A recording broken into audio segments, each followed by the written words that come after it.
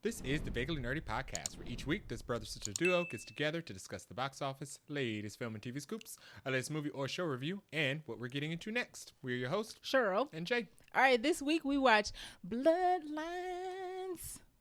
Like, Bloodlines? Oh, okay. You don't ever think of that song when you... No. Is that just a me thing? You don't hear it anymore because of the lawsuit. You right. I forgot about You right. So we watched Final Destination Bloodlines, if you cannot tell, and I am on deck to quiz Jay. Are you ready? Yes. Now, this movie has a lot of people in it, and the most famous person is Tony Todd. Yes. So I was not going to do Tony Todd trivia because I just feel like, you probably already know enough about him, so it wasn't going to be hard. Yes. So I tried to find something about all the actors. No. That's impossible. Nope. So this is going to be like a real weak trivia, okay. But we'll see how it goes. So the main character, Stephanie, who's the protagonist of this movie, is the only protagonist in a Final Destination franchise who doesn't have this thing. I shouldn't have said it that way. What is it? The only character in the Final Destination franchise that doesn't have this thing. Only everybody's protagonist. Her own premonition? She's the only person who's not a visionary. Oh, yeah. Yeah. That's literally the only thing I could find. I was like, there's nothing else about this movie that's like not known already. No. Yeah, so she's the only character who does not have her own like. Yeah, I noticed that. Right, she never had her own. And we'll get into you might be like, well, doesn't she see stuff? Like, I mean, she do, but we'll explain. Kind of. Right, we'll explain it in our review. But yeah, she's the only one, which explains the throwawayness of the characters of this movie. Yeah. Ain't nothing special. Yeah, I mean that's true. Ain't nothing special. They didn't give her own vision. Mm-mm. No. Yeah. So yeah, that's the trivia for this episode. Okay. Well. Let's get into the rest of it, which is a little more exciting. Yeah. Welcome, fellow movie buffs. I'm Jay. I'm Cheryl.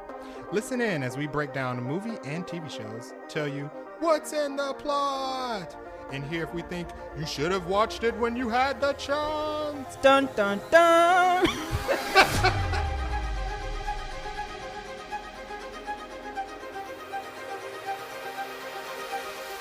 Okay, so we have this week is Cannes, the Cannes Film Festival. So there was a lot of movies are getting like shopped around and announced. So we have some key ones that are pretty interesting, and then we have a new TV show that's coming to Apple TV that we'll talk about. Couple big trailers in the trailer parks, not full, but it's got two big ones, so like two double wides, so that's good enough.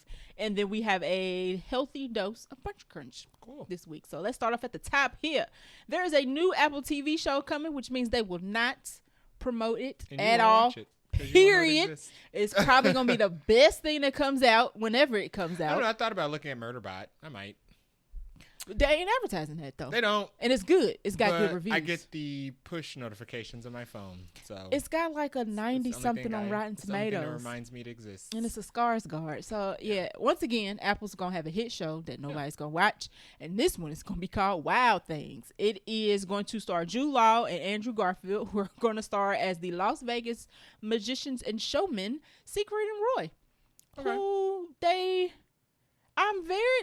this is silly. The most exciting thing that I'm looking forward to with this movie is how they're going to do them up to look like them, because they're going to have like the hair and like the tan. And the prosthetics, because they were like surged in the face. Yeah, so it's fun. I'm like, oh, they're going to do good. I feel like Jude Law is a very good casting for Andrew Garfield's a theater actor.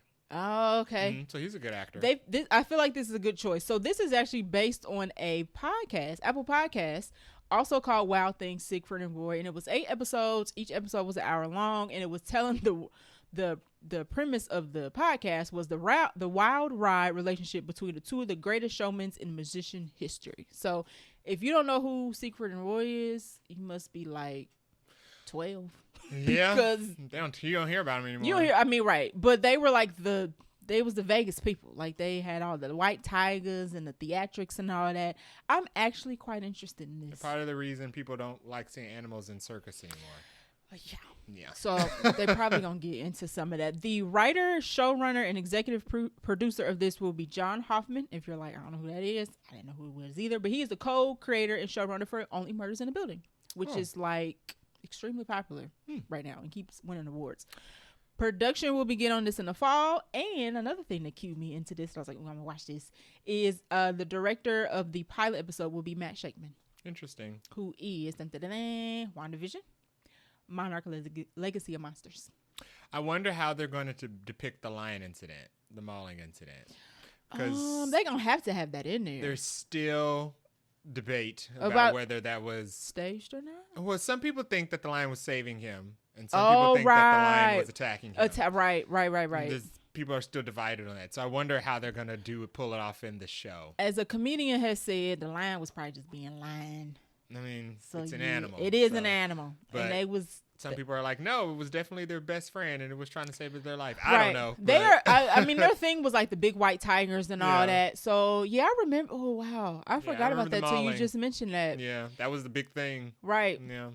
I don't know. It's gonna have to be in there. There's no way that's that's like a big part of it. But I am curious. I almost want to listen to the podcast, like because it's only 8 episodes, to like prep to watch the show to see if they if it's like a 1-for-1 type of situation, or they what do you call it? Dramatize it. Yeah. Zhuzh it up a little bit for TV. Apple TV did good with WeWork, so I'd watch this. We talk about WeWork. We crashed. Sorry. Right. Yes. We talk about that like every 5th episode. Y'all probably like, God, y'all, we watch get it. Recrash. It's good. It's good. We liked it. You don't know it's there because nobody talks about it. Once again, it's what's his name? Jared Leto's best work. Anne Hathaway. Yeah. Anne Hathaway's. I mean, she got a lot of good work, but this is Jared Leto's best work for sure. So I'm interested in this. I like the cast. I like the director. The showrunners is proven to have good things. So yeah, I mean, we'll let y'all know when it come out because Apple won't. All right. Excited to hear more about that. Right.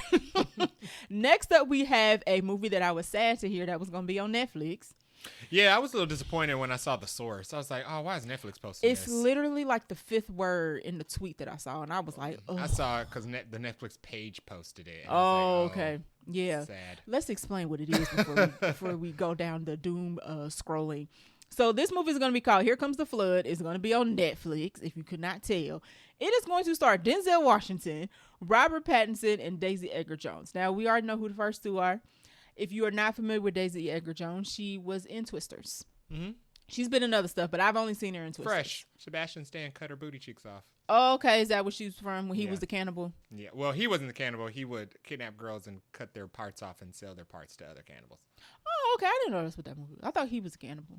No, he was not a cannibal. He was a happily married man. You know, Sebastian Stan will do a role. He's a good actor. Yeah, he is. Yeah. He's like, y'all not about to pitch and hold me to Bucky. Yeah. I know that much. He's a good actor. But this particular movie, I am sad about it being on Netflix because once again, they're not going to promote it. It's not going to be in the theaters. I don't know who convinced Denzel Washington and Robert Pattinson to do this and be like, you know, it's going to be on Netflix. And they were like, oh, it's okay. We don't mind. Maybe we're already signed to it and they sold it to Netflix. Okay, there ain't much you can do about that. Yeah. I remember Denzel not being too happy with Warner Brothers when they put his movie that came out to streaming too fast. So I was kind of surprised. What was that? Macbeth? No, it was the one that came out during the pandemic. Oh, the detective one with Rami Malek. Yes. Yeah. He was not happy. He was not happy about that. So I was surprised that he's now doing a movie. He didn't do any promo for that film. Hey, you forgot. I don't even know the name of it. Right, exactly. I heard there was Jared Leto too. Jared Leto was like the killer. The killer or something. Yeah. Came and went. Yeah. Came and went. But anywho, this particular movie is going to be the script writer, the writer of the movie is going to be Simon Kinberg. Simon has done previous works such as Mr. and Mrs. Smith, check, X-Men Apocalypse, and Dark Phoenix. We don't know. Everybody needs a second chance. But this movie is being described as an unconventional heist movie about a bank guard, a teller, and a master thief in a daily game of cons and double crosses.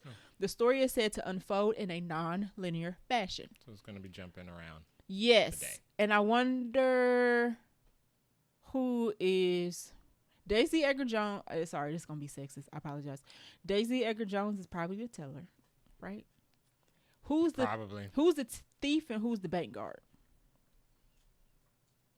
Denzel Washington is the bank guard. You think Robert Pattinson is the thief. Okay, I would love that was switched though, because you are probably correct. But I would love for I like Denzel and like villainous roles. Robert Pattinson is the teller and Daisy Edgar Jones is the thief. Okay, let It'll me not be. let me flip the gender roles. Okay, as a woman, I could be like, okay, I get that. Anybody in this would be interesting. Yeah. But I'm here for Robert. I'm here for Denzel. Yeah. The director of the movie is going to be Fernando Meirelles. Okay. I'm probably pronouncing his last name wrong. I'm sorry, but he's director of City of God. I know you know that movie. You've seen City of God. I'm trying to think if City of God was linear. Yeah, City of God is a crazy movie, though. It is. It is very crazy. Yeah. So I don't think I've seen anything from this director since. So I'm looking forward to this because he didn't do the sequel. It does not say he did the sequel. Okay. And it was one of the TV show. Yeah. You Nope. Hear anything about it? Skip that as well. So yeah, he will be directing this, and production for this will also start in the fall. So, as we learn more about it, we will tell you because Netflix won't. Okay. Yeah. Next up, we have another movie featuring. We talked about this twice. Did we? We talked about this movie twice on the show. Are you kidding me? Yeah. Oh. Yes. This feels like the first I've heard of this. This is bullet number 3, right? Yes. No, this is not the first time you've heard of this. Okay. I don't know why you forgot, but we talked about I'm having a memory lapse of this movie, which is called Flesh of the Gods. We talked about it because we were like, we didn't see Oscar Isaac and Kristen Stewart as a couple. Wanda was not part of the cast. No, she wasn't. That's what makes this news. Yeah. I was like, there ain't no way. That's what makes this news. We talked about it twice. You're right. It's funny. Because Wanda's a part of this. Wanda, a.k.a. Elizabeth Olsen, has joined You're right. Has joined Kristen Stewart and Oscar Isaac in the movie called Flesh of the Gods. Mm-hmm. This is a vampire. You're right. Yeah. It's all flooding back to me now. It's a vampire thriller movie, and we were kind of like, this sounds very weird. Mm-hmm. The director of this is from a movie. His name is Panos Cosmatos, and he's directed a movie called Mandy, which I had never heard of. Little quick Googling. So realistic action horror film? He's done horror. So this is like his space. And it stars Nicolas Cage. He's like the lead of whatever this movie is. No, that makes sense. Nicolas Cage has a lot of random movies. He's making more random movies, which is the very interesting thing. This movie is also going to be written by Andrew Kevin Walker. We probably said this the last time we talked about this, but sure don't remember, so we going over it again. Andrew Kevin Walker wrote Seven. So we got Seven as the writer, and we got this surrealist horror action director as a director. This movie is about, once again, that we probably said it on a previous episode, but sure don't remember. Oscar Isaac and Kristen Stewart play a married couple in the glittering 80s LA who descend every evening into a luxury from their luxury skyscraper condo and head into an electric nighttime realm. When they cross paths with a mysterious and enigmatic Nameless. Is Nameless her? It says Nameless is the character's name. Ah, interesting. Olsen, Wanda. When they run into Wanda in her harem, they're seduced into a glamorous, surrealist world of Hinduism. Hedonism. What's that? Hedonism? Yeah. Like sexual activity. Oh, okay. I read that wrong. Yes. My brain was probably like, that's not what you said. It's one of the sins. Okay. Sins, thrills, and violence. Yes. So all of this is flooding back because I remember the description of this, and we were kind of like, Kristen Stewart, Oscar Isaac as a couple sounds interesting.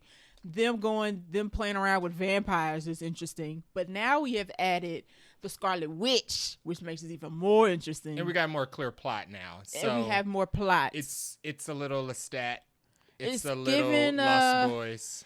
Yeah, Interview with the Vampire in the 80s. I like the glittering 80s LA. That's going to give us, what's that movie? Maxine, maybe? Yeah, little Maxine vibes. Sign me up. Yeah, little Lost Boys because a harem of random hard partying other vampires. Vampires. You don't know they vampires yet. Yeah. I like this. Yeah, I like it. I probably liked it the last time we talked about it, but I even like it even more. It's going to be like Queen of the Damned. I like a little Queen of the Damned. Yeah. Okay, very sexy. Yeah. Very bloody. So the vibes are there. I'm interested in what type of movie it's going to be, though. Is it going to be a thriller? Is it going to be a horror? Seeing as the other movie was a horror, and then seeing as 7 is borderline horror. Yeah.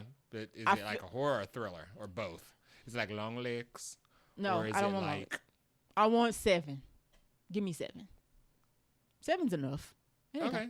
I mean, It's like Long Legs, or is it like Interview with a Vampire? I was about to say, or is it like Interview with the Vampire? Yeah. Give me a little Interview with the Vampire. Give me a little 7. Lost Boys is not too scary. Lost Boys wasn't scary at all. No. No. Because that was just kids mostly, right? Yeah. Kids and teenagers. Kiefer Sutherland. Okay.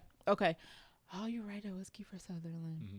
I'm looking forward to this. I mean, as soon as I saw Wanda, I was like, yeah. When I saw that she was going to be like the vampire, they didn't say like villain or antagonist, but the vampire. Yeah. The one that eats people. Yeah. Basically. Or directs people to be eaten. She's the Scarlet Witch. Elizabeth Olsen is also somebody who is kind of her. We all are concerned that she ain't coming back to Marvel, but she is also somebody who's kind of like, y'all know about to pigeonhole me into being Wanda. Right. But she always gonna be Wanda in my heart. So. Interested to see this. I like vampire stuff. I like all these actors and actresses. I like. When's the last time we see Kristen Stewart in anything? Heck, Oscar Isaac. Oscar Isaac, we saw him in Moon Knight. What's the last thing we saw Kristen Stewart in? Tonight, a Huntsman. God. I didn't see the new Charlie's Angels, although I did rewatch the original 2 Charlie's Angels. A little nostalgia. Week. Okay. Yeah. I didn't watch the original Charlie's Angels. She was in that Deepwater movie or Underwater, that horror movie about like something haunting her. Okay. Nope, didn't see that. No. Oh, and she did that movie with our girl from Quantumania. Oh yes. Mm-hmm. I didn't see that. You're right. Love's Lies Bleeding. Yes, Lies Bleeding. Okay. Yeah, okay. I'm looking forward to this. Yeah. I'm sold. Sign me up. We'll let you know when we get a trailer, because we gonna have a trailer and then I'm gonna forget. And I'm like, oh yeah, we got a trailer. Right. Next and last movie we have in our new movie announcements. Jesus Christ. Another Marvel alum who's also somebody who's like, okay, we didn't talk about Bucky, we didn't talk about Wanda, and now we're talking about Captain Marvel, aka Brie Larson is going to be in a movie called Fail Safe. It's going to be produced by J.J. Abrams. It is going to be about, it's a horror movie? Yes. I guess, with a kid? Mm-hmm.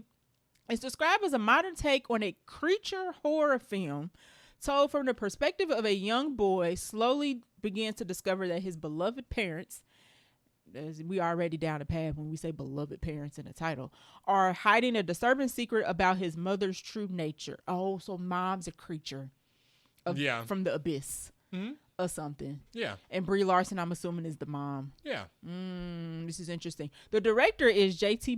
Molnar. He directed Strange Darling, and he was the writer of the upcoming movie The Long Walk. So somebody else who is known for creepy, not straightforward, horrific things happening movies. Yeah. So I like Brie Larson. I'm probably gonna watch this. Jay's gonna watch this because it says creature horror in it. He don't need to be I wonder if it's gonna be like a comedy horror or just like a regular horror. I feel like together or. I wonder if the creature is like horrific looking, or if it's like cuddly, or if she's just like a click-clacking zombie or something. It could be like you didn't watch Santa Clarita Diet, that Drew Barrymore show where she died. It was her. She was married to who's the guy from Timothy Olyphant. Okay. Her and Timothy Olyphant are a married couple. Drew Barrymore died, and they brought her back to life. But in order for her to keep her alive, she had to eat people. Oh God. Yeah. So she was a vampire. No, she was like a living zombie, basically. She didn't look like. Was it a horror movie? It was like a Netflix comedy. Interesting. Yeah, it was like a Netflix was she thriller eating comedy. Innocent people? Well, yeah, like Timothy Olyphant and the kids would help her like kill people so that she could eat them so that she could stay alive, because she was technically undead. Oh. Yeah. Do I want to know how it ended? It got canceled on Netflix. Oh, so we don't have an ending. I don't think so. I didn't watch it. Okay. But I knew it had a couple seasons. I knew what the plot was about. Interesting. Yeah. I wonder if if Brie Larson's mom character is going to be like a character that you kind of like, ugh, or you like feel sorry for because she's like maybe from another planet or something like that. It could be that. Yeah. And she, they fell in love, had a kid situation. Because in Santa Clarita, they would kill bad people so that she would have somebody to eat. But then, they couldn't always find somebody bad to kill. So right. Because how would you even do that? Right. So. Interesting. Brie Larson collecting awards and Oscar bait. So yeah. Sure. Everybody's trying to get into horror now, which is interesting. You're in different horror. So we've got like a creature, we've got vampires, and we have people eating people. Yeah. More eyes on a little horror. flavor in our vampires, not just ghost schools and goblins. Guys, we can have horror movies without ghosts. All right. Up my alley. So that is all the movie news this week. Let's roll into the trailer pop. Toot. I'll be big. Okay, first trailer we have on the list is for a big one. This is Superman. Finally got a full trailer for James Gunn's Superman. This comes out July 11th, 2025. It stars David Cornsweet as Superman. And in the trailer, we basically get...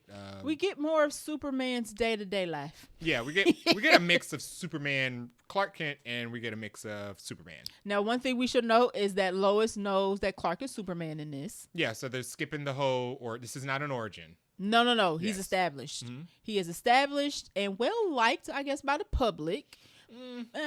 Okay, you're right. Because somebody throw a can at his head. Right. Forget it. So he's semi-liked by some people. Mixed. And so, right. He hated by others. Yeah. And then Lex Luthor, of course, hates him. Yeah. And it looks like Lex keeps sending maybe people after him to kill him. So it seems like Superman is having an issue with doing good for just general good and wreaking havoc, what's legally allowed and what he should intervene which in. was a little bit like, and I know people gonna be like, don't bring that to the movie, which was a little bit like Superman Jack Snyder, you know what I mean, Man of Steel.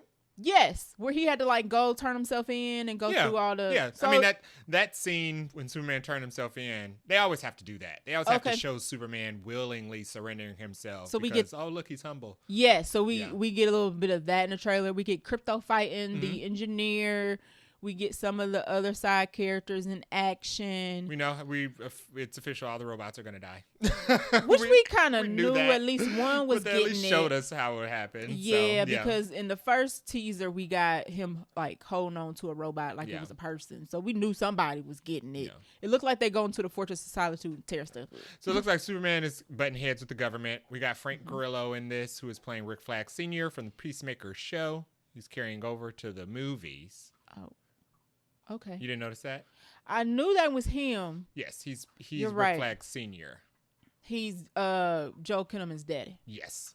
But they look like they're the same. In lore, Rick Flag had him when he was a teenager. Rick Flag Sr. had him when he was a teenager, so there's not that much of an age gap between their ages. They look like brothers, but go ahead. Yeah, so. I ain't nitpicking. But it looks like he's coming ahead with the government on involving himself in wars and other... trying to save people and be good. Political activities. He's got some personality. He can turn up a little bit. As usual, Lex Luthor doesn't like the Superman is getting a lot of attention because that takes attention away from Lex Luthor. So he's doing whatever he can to take down Superman because he sees him as a threat. Superman looks like he's in jail with Metamorpho in like a cage or some sort. It looks like we're gonna get classic Superman where he's just not all powerful. Like he does get wounded and punches. He does get winded. Punches do hurt him to a certain extent. He get plummeted to the ground real badness. Yeah. Real bad, which is cool. I mean, so he's bulletproof, but he's not like all powerful. Right. Yeah. But he's not gonna die. Right, because he's Superman. We're not killing Superman.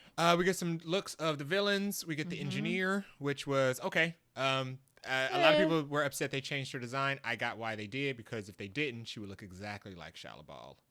Okay. They look exactly the same. Okay. I didn't catch. See, I don't know enough about that to catch it. The engineer is usually just a silver liquid-looking woman like the Terminator 2, and they did that with Julia Garner in Fantastic Four. And these movies come out within literally 2 weeks apart. So they had to change her. They definitely had to do something. That would have been hilarious. They was probably mad, like, yo, son of a... That would have been hilarious. Why'd y'all do that to us? The comparisons would have been off the chart. I did see something that I thought was pretty cool. People don't like that they made her look too human. Really?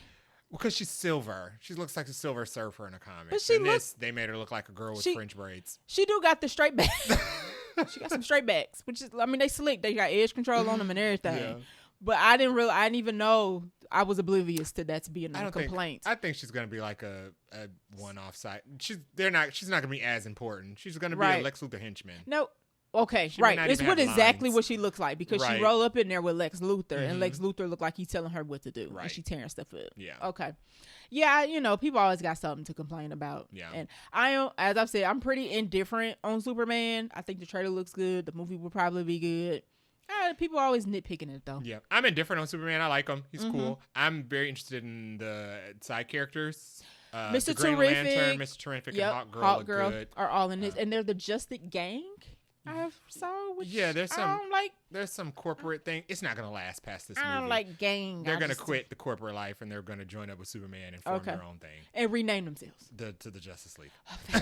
I was like, Justice Gang don't even roll off the tongue. Yeah, y'all. it's not an origin for the characters, but it's definitely gonna be an origin for the Justice League. Bleh. I was like, I don't.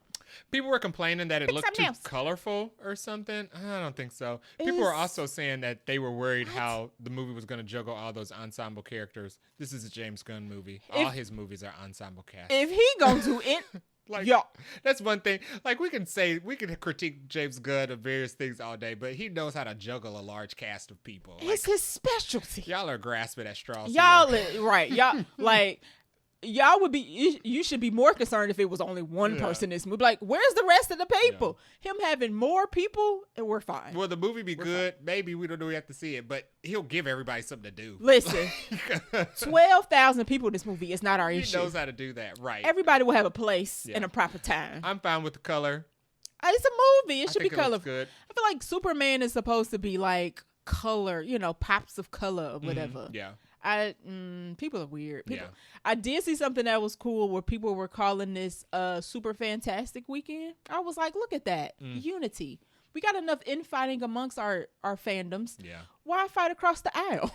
We don't need to do that. We got enough amongst ourselves. So we'll see. We're going to see this, of course. I'm looking forward to seeing how it unfolds. James Gunn said there might be Wonder Woman news to share on Monday. Sure. But sure. We'll see. So, could you get Batman too? Yeah. How about that? Listen, it'd be funny if they announce another movie when we've like had 3 movies that ain't like moved. Yeah. I'll be like, sir, bump, bump, bump. Next. Could you work on the movies you announced first? Anywho, go ahead. Next stop on the trailer park is for Ironheart. This is a Disney Plus series in the MCU that comes out June 24th, 2025. It stars Dominique Thorne reprising her role as Ironheart. Riri Williams from Black Panther 2. Yes, Wakanda Forever. She's back in New York. Chicago, sorry. She's back in Chicago at school. She trying. And she is getting roped into some gang heist activity with Anthony Ramos' character, who is the Hood. Yes. Who is a character from Marvel Comics who has a magical cloak. Okay. That gives him They kind of show a little bit of that in the trailer. Yeah, he gets like a cloak. In the comics, he has like a cloak that lets him transport and gives him like supernatural abilities. And he gets like 2 twin pistols that are like anti-magic. Okay, so nothing can block them. We did see a little bit of pistol in the trailer. The trailer look. I will say this. Now, I feel like Disney shafted the promo on this show, and they just kind of, because the first 3 episodes come out, and then I think the next 3 come out, and then that's kind of it. But it does look like they spent money on it. Yeah. I get that. It looked good. There's rumors that Mephisto is going to be involved in this. I saw that pop back up. I think that's because Mephisto is canonically he made the Hood. So, like, he made the magical items. Wouldn't it be funny if we finally got Mephisto and it's in Ironheart? I would kind of love that. I think, where does Mephisto fit now? I don't matter. Like, in the realm of... Mephisto was an extremely key character in the Infinity Gauntlet. Yeah, but Marvel will be putting people wherever they want. So I wonder what he's gonna do in this. If he's in it, right? If he's in it. If he's even important at this point. Exactly. I feel like if they do bring him in here, it won't be nearly as big as what we would think he would be if he was in like I don't think it would be as big as what the previous setup. Like Mephisto would have fit in like Agatha. Multiverse of Madness. Okay. Or Agatha. The latest Agatha. Gotcha. Now it's kind of like we're done with the magic corner. Right. And I feel like they were talking about the MCU slate, like the future Marvel slate, and they were saying how they're not going to be putting as big of characters in the series. Like they're not going to make series around big characters. So we're not getting like a WandaVision, Falcon and the Winter Soldier, Hawkeye, like the tentpole characters not getting movies. Yeah. I mean, not getting TV shows no more. They might pop up, but they not. So I don't know if they're going to introduce some Mephisto in the TV show. And that means Daredevil's probably going to stay on Disney Plus. Yes, he's not. Film. And that's fine. No, he doesn't need to necessarily. I mean, he's already been in a movie. We had a Daredevil movie. It wasn't good. Well, he's in Spider-Man. Yeah. So, he can cameo and stuff. Yes. Yeah. Right. They also said the show is going to be like magic versus science. I'm interested in that too. Okay. We also get a glimpse in it that they cut away from of Riri Williams encountering a holographic. Oh, that's her. VI. What is the name of it? Somebody had a name. It has a name, and it's just like Friday with the acronym. Yeah. Oh, I can't think of the name of it. In the comics, after Iron Man died, he had a VI that was used to help Riri build her suits. Kind of like how Spider-Man had. And mentor her. So I wonder if they're going to do that. They were talking about bringing Robert Downey Jr. and other stuff outside of just Doom. Mm-hmm. Or his Doom is just going to be temporary. Like, he's not just going to be Doom. People do believe that he's not the actual Doom. So I wonder if they're going to do that. Okay. They've been rumoring for a while that they might bring him back as like a VI. Or something. That would be interesting. Like Robert Downey Jr. would be somebody's Jarvis or something. Oh. That'd be interesting. Okay. Yeah. You know what? I hope they do. Yeah, that'd be cool. And I hope they do for nefarious reasons. But whatever. Because I just want to make people upset. So that comes out June 24th. We'll absolutely be covering it. It looks action-packed. I like her suit. It's new chunky. Suit? I hope she gets like a regular suit. Slim suit? Yeah. By the end of the show. I like it. It's a little chunky. I want her to have like a slim Iron Man. She looked like a transformer. I want her to have a sleek Iron Man looking suit. Yes. Like a Lamborghini. She give me Bumblebee. Like classic. She looks like Optimus Prime. Oh, there it is. She looked like Optimus Prime. Like clean. She clean. She chunky. You're right. She chunky. she chunky.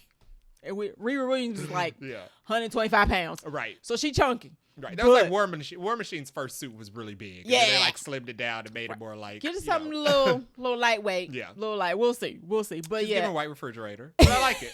Shiny, fresh. Okay, with the steel front. Right. But the rest of it is white. Right. Something like that. But like it looked good, but let's slim her down a little bit. I like the color scheme of it. I do. Yeah. I do. So yeah, we will definitely be covering this. It is 6 episodes, and it's coming out next month. Yeah. All right. Excited. All right. So that is all the trailer park. Let's dive into this bunch crunch. So first up is a crunch of a movie we probably not gonna watch, but it's news. Super Mario Brothers movie sequel has a name. Guess what it is?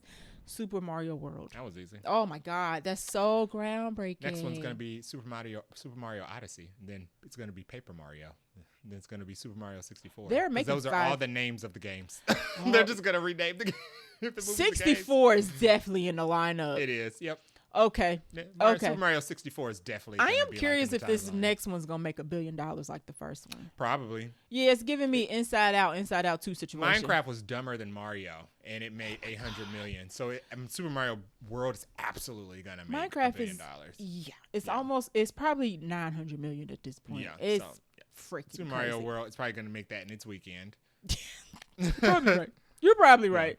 But yeah, we didn't watch the first one. I didn't see it. I've known Mario all my life. I haven't, so now I was just like, but y'all loved it, and that's great, and y'all getting a sequel, so congratulations. Cool. Next up, we have some casting news for you know what? I need to combine these 2 bullet points. I didn't realize I did that. We got like 3 big old casting news announcements for the Hunger Games: Sunrise on the Reaping. Now, this book just came out a couple weeks ago, maybe a month or so ago, and they already knew they were making a movie before the book came out. So they've been doing casting. So we have Maya Hawke. Kelvin Harris Jr. will be playing. Now, I didn't read this book, so I don't know these characters. But Wyrus and BT, these are characters that are older in the current movies. So Maya Hawke's character was played by somebody else whose name is escaping me. But Kelvin Harris Jr. is playing whoever Jeffrey Wright's character is. Amanda Plummer. Okay.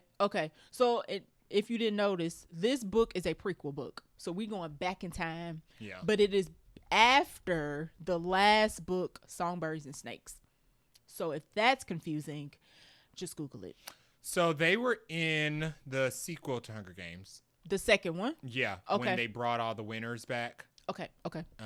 They were brought back for that. Mm-hmm. Gotcha. Okay, so we are getting younger versions of the characters from the original and the sequels, but we are not gonna get what's her name? Rachel Zegler's character won't be in this because in the book her character pieced out. It's interesting because they won. Who won? Jeffrey Wright and girl. They were brought back because they were winners. Yes, I don't know. This book though is before. This book is before they won though. Oh. So yeah. I don't know. I ain't read the book. So this movie is about when Haymitch wins. Yeah. Boom. Yes. So, this is exactly what this book is about. Interesting. Okay. Yeah. And I can't remember who they've maybe they're all just from the same district. Because I'm like, what are they doing? I don't know. Hunger Game movies go long. You spend a lot of time in the district. And then you learning everybody. The selection. And then you get go the to games. The capital. So, They've already cast who Woody Harrelson plays. I can't remember his name. Who plays Woody Harrelson? Yeah. It's not a known guy. He's like an up-and-coming guy. Okay. So we got that cast in news. Somebody else who we got cast in news for, I'm jumping all the way down because I didn't realize I already had this bullet point. Ralph Fiennes, y'all. Voldy is coming back as Voldy, a.k.a. President Snow. Corporate Voldy. Right. Official Voldy. Cleaned up, looking like a human Voldy. Yeah. So he'll be playing President Snow. So he is playing a younger Donald Sutherland, but a older whoever was playing Snow in Songbird and Snakes. Yes. Much older. Much older. The casting for this is, I also heard, but it's not official, that they got Glenn Close in talks. That's fun. So, I mean, I like the last one, so I will watch this one. Yeah. I'm not going to read it. End, so there's no stakes. We do. Well, I guess we didn't know how Songbirds and Snakes, unless you had read the book. We didn't know if Rachel Zegler was going to die. She didn't die. We didn't know if she was going to die going in. If you hadn't read the book, yes. But we know Snow was going to survive. We absolutely did. Yes. And by the end of that, we was like, okay, we see it. Right. Because at the beginning of that movie, you kind of like, how did this? At the end, you was like, oh, here we go. Yeah, you've always been nuts. Right. This is so far, though, in the future. Not in the future. This is so far after Songbirds and Snakes that Viola Davis character, I don't know if she's because she's no longer the game master. Yeah, so I don't think we getting her. And at that point, I guess she would be dead. Yeah.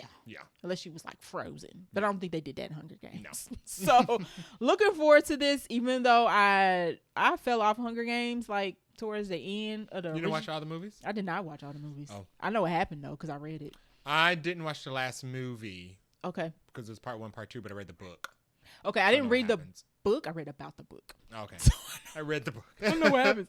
I am interested in this movie though. It wasn't the best one. The ending I heard people were, I think that's what turned me off, is that people said they weren't happy with how it ended. So a bunch of weird stuff, like they blew up her sister and her little sister, and then they killed Mahershala Ali, and then at the very, very end, like they got exiled. They made Julianne Moore the savior, and then she flipped and turned out to be worse than Snow. Right, and then she had to killed Julianne Moore, and but she got exiled because she killed her. I was like, I don't like the way this.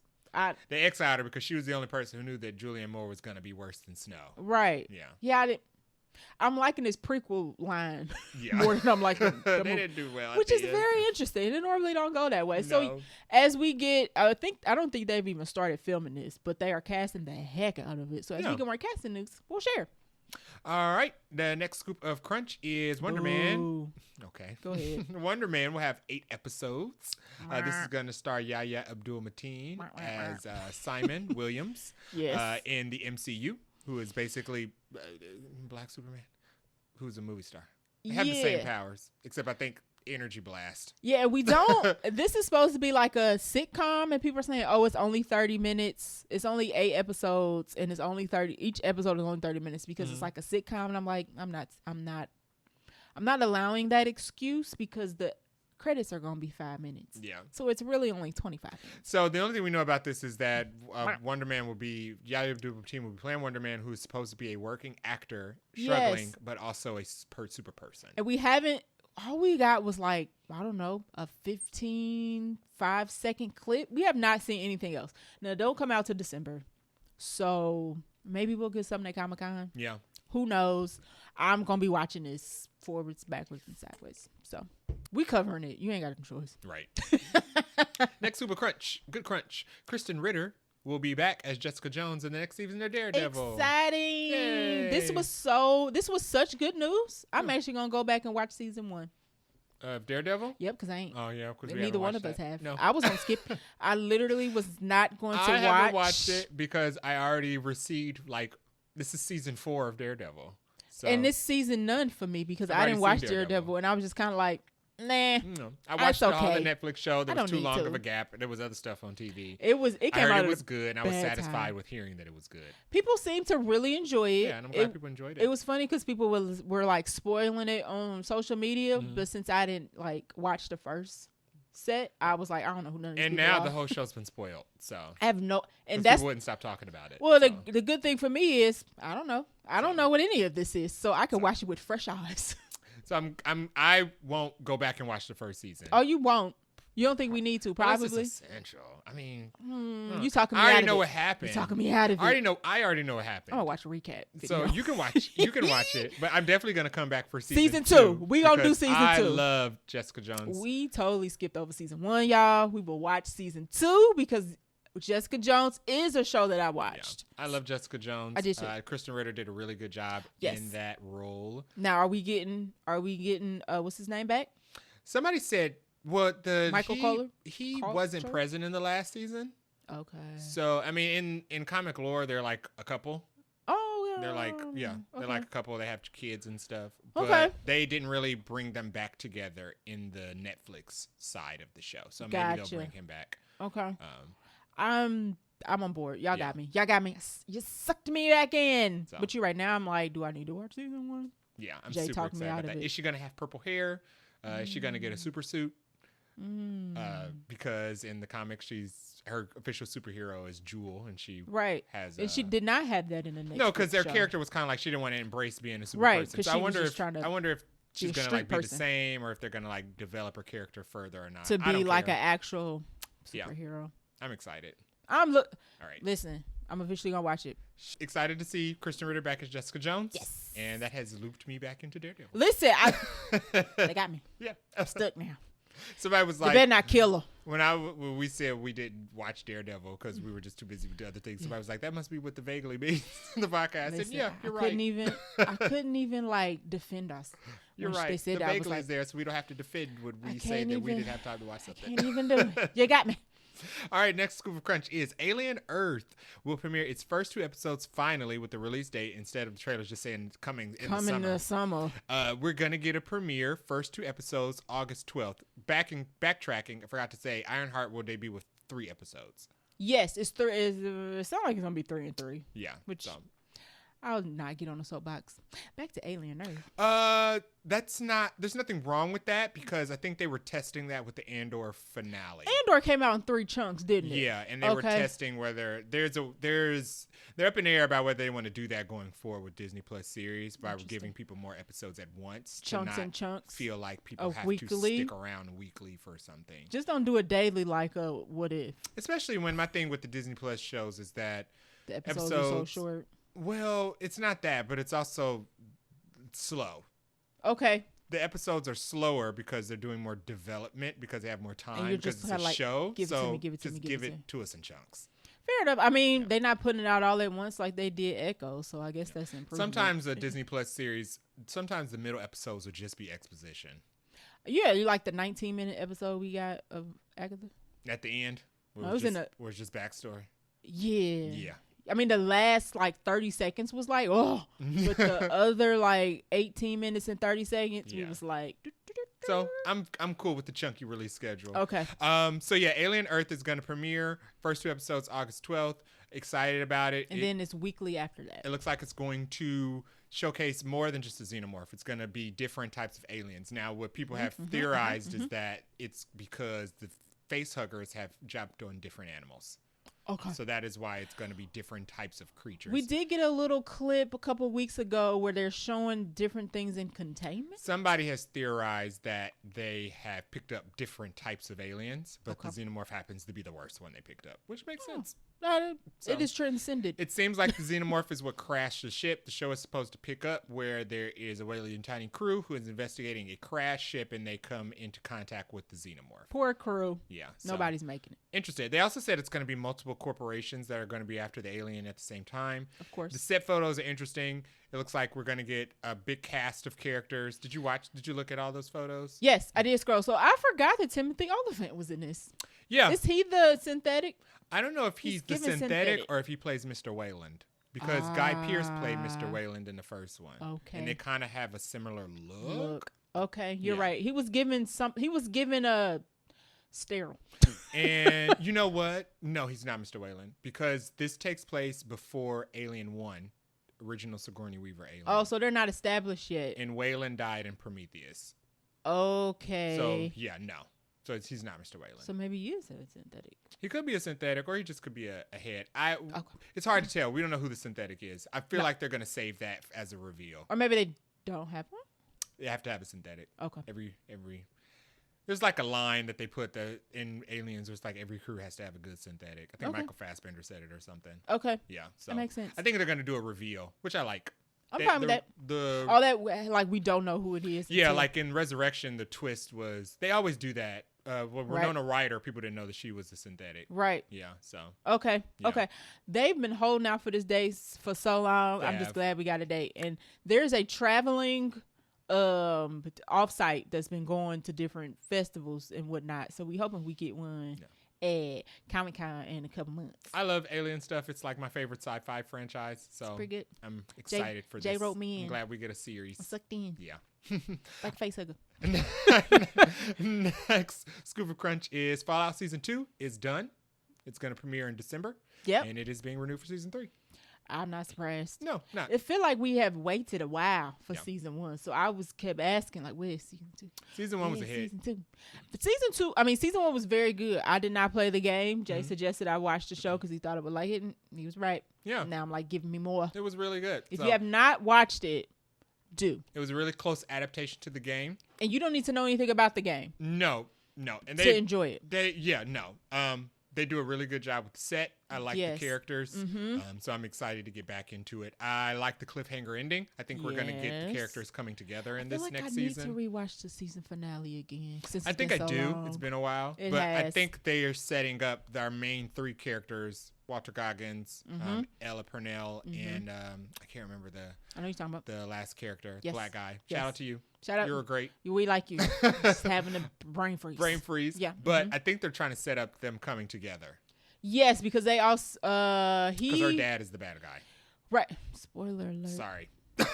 Sorry. Put that in the notes. We'll bleep that out. We just tell people. I'm just playing. Yeah. The cliffhanger was good. Yeah. The cliffhanger was good. I'm curious. See, I ain't played the game, so I don't know how much is following the games or if like a lot. It just it's not following a storyline. It's just in the world. Okay, never mind. Like none of these characters are original video game characters. Oh, but but every part of the world and the types of characters exist. Walter Goggins' character is a type of character that exists in the game, but he is not derived. So I ain't got to worry about being spoiled by looking up the game or nothing. No. Okay, cool. And like we said, every game is a different vault in a different time period. So okay. I'm interested in more vaults. Yeah, every time they run into a vault, it get real weird. Yeah. Get real crazy. I want to know more about Walter Goggins' wife and all the things that she was involved in and the corporations. His wife was black. I was very excited about that. I think they killed the rebellion lady. Yeah. Sir. Spoiler. Oh, sorry. I mean... Just put it in the notes. Just put it in the notes that we have. We are spoiling Fallout. But yeah, I think, but there's a whole open question of how she was even alive. Yeah. So, how she was alive on the surface, being a zombie lady. And she looked fresh though. Yeah. Like her black was not cracking. So I was like, I don't understand. So many. I'm going to watch that I'm going to watch the season finale again. Yeah. Before the next one come out. Excited about that. Also on Prime Video. Prime has formally ordered a Barbershop TV series. Starring Jermaine Fowler. If you don't know who he's from The Blackening and the Coming to America sequel, Coming to America on Amazon Prime. And it's going to be based on the MGM movies. Sure. I need to see the cast. I'm not a fan of Jermaine Fowler. I don't find him funny, but I feel like he needs to be given. You know who I didn't like Coming to America. No, and nobody I thought liked The Blackening wasn't funny, but fun. The jokes were old in The Blackening, but I thought it was a fun movie. You know who I do like from the Blackening was the same guy who was in the Keke Palmer movie, One of Them Days. Yeah, I like the light-skinned girl who had to keep proving her blackness. Yeah. The concept of this show, I mean, sure... I don't know how I feel about it, but I do like that, like, you know, we need more black shows. Like it's absolutely. So let's try it out. I liked the first Barbershop. I wasn't a fan of Barbershop 2. I did like Beauty Shop. I did. I don't know. I barely remember Barbershop 2. Actually, no, I didn't like Beauty Shop. I liked Barbershop, and I liked Barbershop 2. I liked the one where it was Ice Cube and Queen Latifah. I think that was Beauty Shop. I think Beauty Shop was just Queen Latifah. Oh, I think Barbershop 2 then. Yes, you like Barbershop 2. So I did like Barbershop 2. Okay. Yes. It's been a long time. I didn't like Beauty Shop. Okay. But Barbershops I liked. I wonder if Ice Cube is involved in this They reminded me of Good Burgers. Ah. The Barbershop movies. Okay, that Good Burger show. Not the sequel. Well, you know, they turned Good Burger into a show. Oh, no, it was a movie. They made it that awful sequel that went straight to Paramount Plus, I think. Nope, and nobody talked about it. Yeah. I don't know. We'll see. I'm going to give it a try. The thing about Barbershop is it's the ensemble cast. Yeah. So I need more than just Jermaine Fowler. But I'm excited to hear about who else they cast in this. True. I'll give it a shot. I'll give it a try. Maybe. We'll see. If it's good, I'll let you know. All right, so that is all the movie news, BUNCHA-CRUNCH, and Trailer Park for this week. We are going to take a short break and get into our review, which is Final Destination Bloodlines. This week, we watched Final Destination Bloodlines. It came out May 7th. Nope, that's my birthday, by the way. It came out May 16th, 2025. The director of this is Zach Lipkowski and Adam Stein. Sorry, guys, if I mispronounced your name. Cast and characters of this sixth Final Destination include Caitlin Santa. Oh, God, I'm going to really do bad on these names. Juana? Mm-hmm. Plays Stephanie Reyes. We have Teo Brianna. Jesus Christ. Plays Charlie, Stephanie's brother. Richard Harmon plays Eric Campbell. Owen Patrick Joyner plays Bobby Campbell. We have Rhea. I can't help you with that one. We have Rhea, who plays Darlene Campbell, which is obviously a sister of the other two Campbells I just mentioned. Anna Lauren plays Julia Campbell. And then we have Gabriel Rose, who plays Iris Campbell. Now, all these Campbells is related, if you're just wondering. And we have, last but not least, we have Tony Todd, who plays Willem Bloodworth, who goes by JD Bloodworth. Yeah. Why? Do we ever know why? We don't know. Okay. Tony Todd is back. And this was also Tony Todd's last movie role. Yes. So, sad. But I like the portion of this movie that I was in. Yes. Jumping into my review early. All right. So other facts about this movie. It was an hour and 50 minutes, which was perfect. It didn't need to be no longer or no shorter. Budget was $50 million. Now, we are recording this on Friday, so we don't have all the box office numbers, but it is projected to do around $40 million domestically opening weekend, which will be more than Final Destination 5's entire domestic run. It's a long time ago. Yes. But even adjusted for inflation. Oh, well. It is going to do higher than any other movie in the franchise. So, good for Warner Brothers. They finally put movies out that people want to see. They got Sinners, they got Minecraft, they got this. Yeah. So, we don't know the cinema score yet. Let's guess. What do you think the cinema score is going to be? Based on these Rotten Tomato scores, A+. I don't think it's going to be that high. I'm giving it a B+. It's a horror movie, and it's gross. So I feel like people not going to give it an A. Maybe. But it's dumb. Oh, so we had people laughing, and I was like, that wasn't that funny. Yeah. So, okay. A+. Okay, Jay says getting an A+ cinema score. I'm going to temper the expectations and say a B. But we don't know. We're making it up because this is early. It ain't out yet. But we do have some critic scores, audience scores on Rotten Tomato. Critics have given this movie a 92, which is funny. Audience has given it a 90. Which I'm not surprised by that. The critic score is more, I'm kind of like, are y'all for real? Okay. Yeah, y'all funny. Y'all are real funny. Jay, hit us with the plot. The plot is Final Destination. We are with the cast of characters who are on their way to their final destination. Literally. And we're here to watch them do that. And there's a bloodline involved. And this is when it centers around a family. And hijinks are going to ensue. Yeah, because that's the plot. Literally... That can be applied to any Final Destination. What a Final Destination movie is. That's why we're here. Deadly hijinks, though. Always. Not all movies have deadly ones. This one, yes, you definitely have deadly hijinks. Yeah. All right, let's do our non-spoiler thoughts first before we spoil the heck out of this movie. I'll go first. It's a good time. Yeah. I was entertained. I had questions. There was some thought-provoking questions I had because of the writing. The characters are there. Okay, they throw away. But they there. There was some I liked. Nah, let me take that back. I didn't mostly like any of them. No, I didn't really particularly care for any of the characters. Who likes a Final Destination character? Right. And they were set up that way because you ready for them to go. Right? Yeah. You ready for them to get it, whatever's going to come to them. Yeah. So you don't get really attached to anybody. I didn't care about anybody for real. I was literally, there was one point in the movie where I was like, I'm ready for somebody to die. I think the only time I cared about Final Destination characters was maybe the first one. Sure, because we didn't know. But then after the gimmick is revealed, you don't care about Final Destination characters. And I did not care about any of these particular characters. The acting is very middle of the road. It's not bad. It's not great. It's very like, okay, cool. The pacing was fine. Although I did feel like there were some parts of the movie that was kind of slow. And I literally said, I'm ready for somebody to die.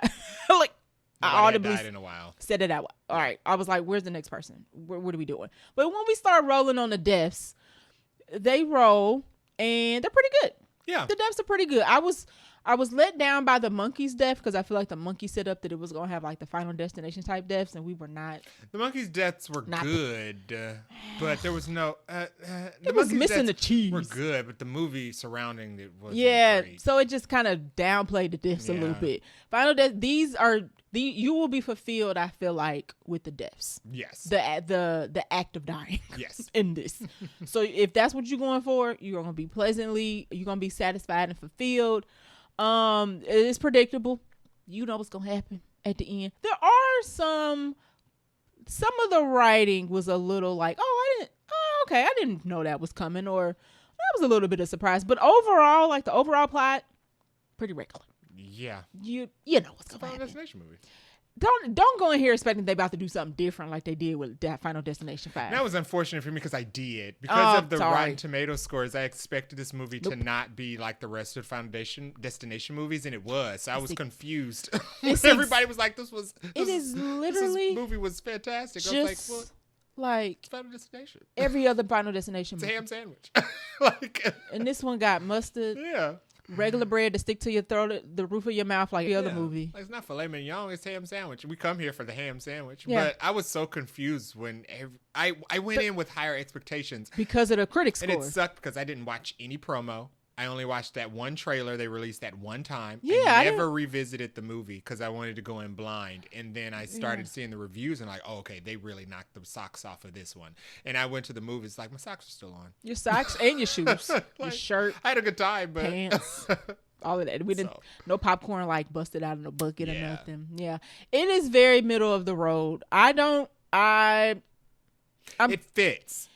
It fits along with every other movie in this franchise. Yeah. I would not say it's even the best of the franchise. It's very... It's a solid entry. It's a solid middle of the road entry. Like, I put it at like maybe 6 of these.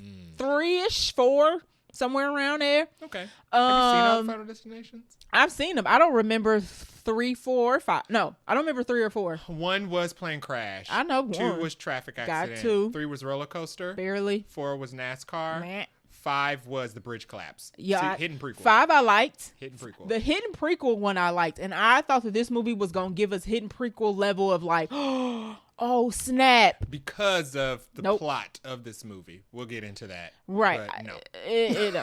Like, it doesn't. I'll just say this. Temper your expectations. If you think the 90 and the 92 Rotten Tomato score is like indicative of something, maybe for you it will be. For me personally, I thought they set the bar too high for me, and I was like, oh, y'all should just call this a 70 like it should have been, and then we could have just moved on. Yeah. But yeah, that's my non-spoiler thoughts. Okay. My non-spoiler thoughts. I enjoyed myself, I promise. I will say that everything you said could be applied to every Final Destination movie, which I was just confused. That's why I said it was. That's why I don't get the 92 in the 90. I was like, my non-spoiler thoughts is, y'all like this? I thought this was a good movie. Sure. Not spectacular. No. None of Final Destination movies say, no, they're not spectacular. But we don't watch them because they're spectacular. Right. The Mod Squad is a bit spectacular, but I like that movie. Yeah, so, right. Yeah, it's a Final Destination movie. I thought it was a good movie and I had a good time. Yes. I do think it fits alongside the rest of the franchise. Agree. I don't think it stands above the franchise. No. It fits with the franchise. It does not. It doesn't do anything monumental or different. It doesn't like take on its own identity. The CGI is terrible. It's awful.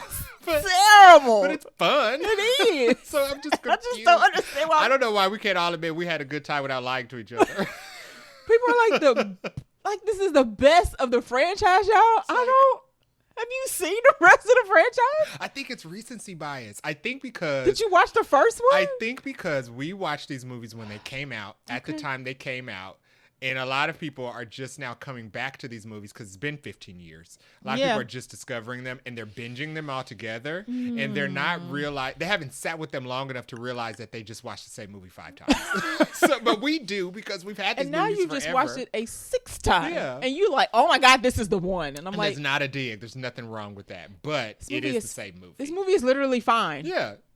And I mean that in the most serious way possible. We can have a good time while remaining in the truth. There was one death where I think I was audible, like, oh my God. The deaths were shocking and great.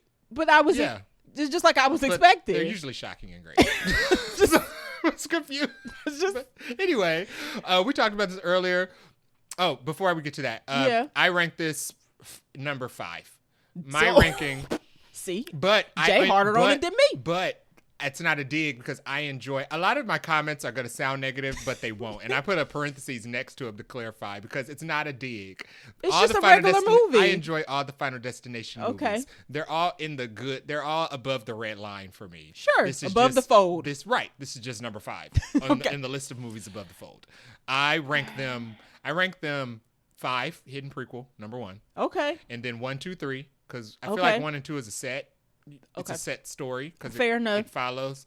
And 3, you don't have to count 3 with 1 and 2, but there's no reason to skip 1 and 2 and go straight to 3 because 1 and 2 are still good movies. Or go 1, 2, 4. Right, because why skip any of them? Because 4 is at the bottom, right? Right, 4 is at the bottom. So it's 5, 1, 2, 3. This 6, then Bloodlines, and then Final Destination 4. Okay. Final Destination 4 is the only one that I think is bad, but I still watch it.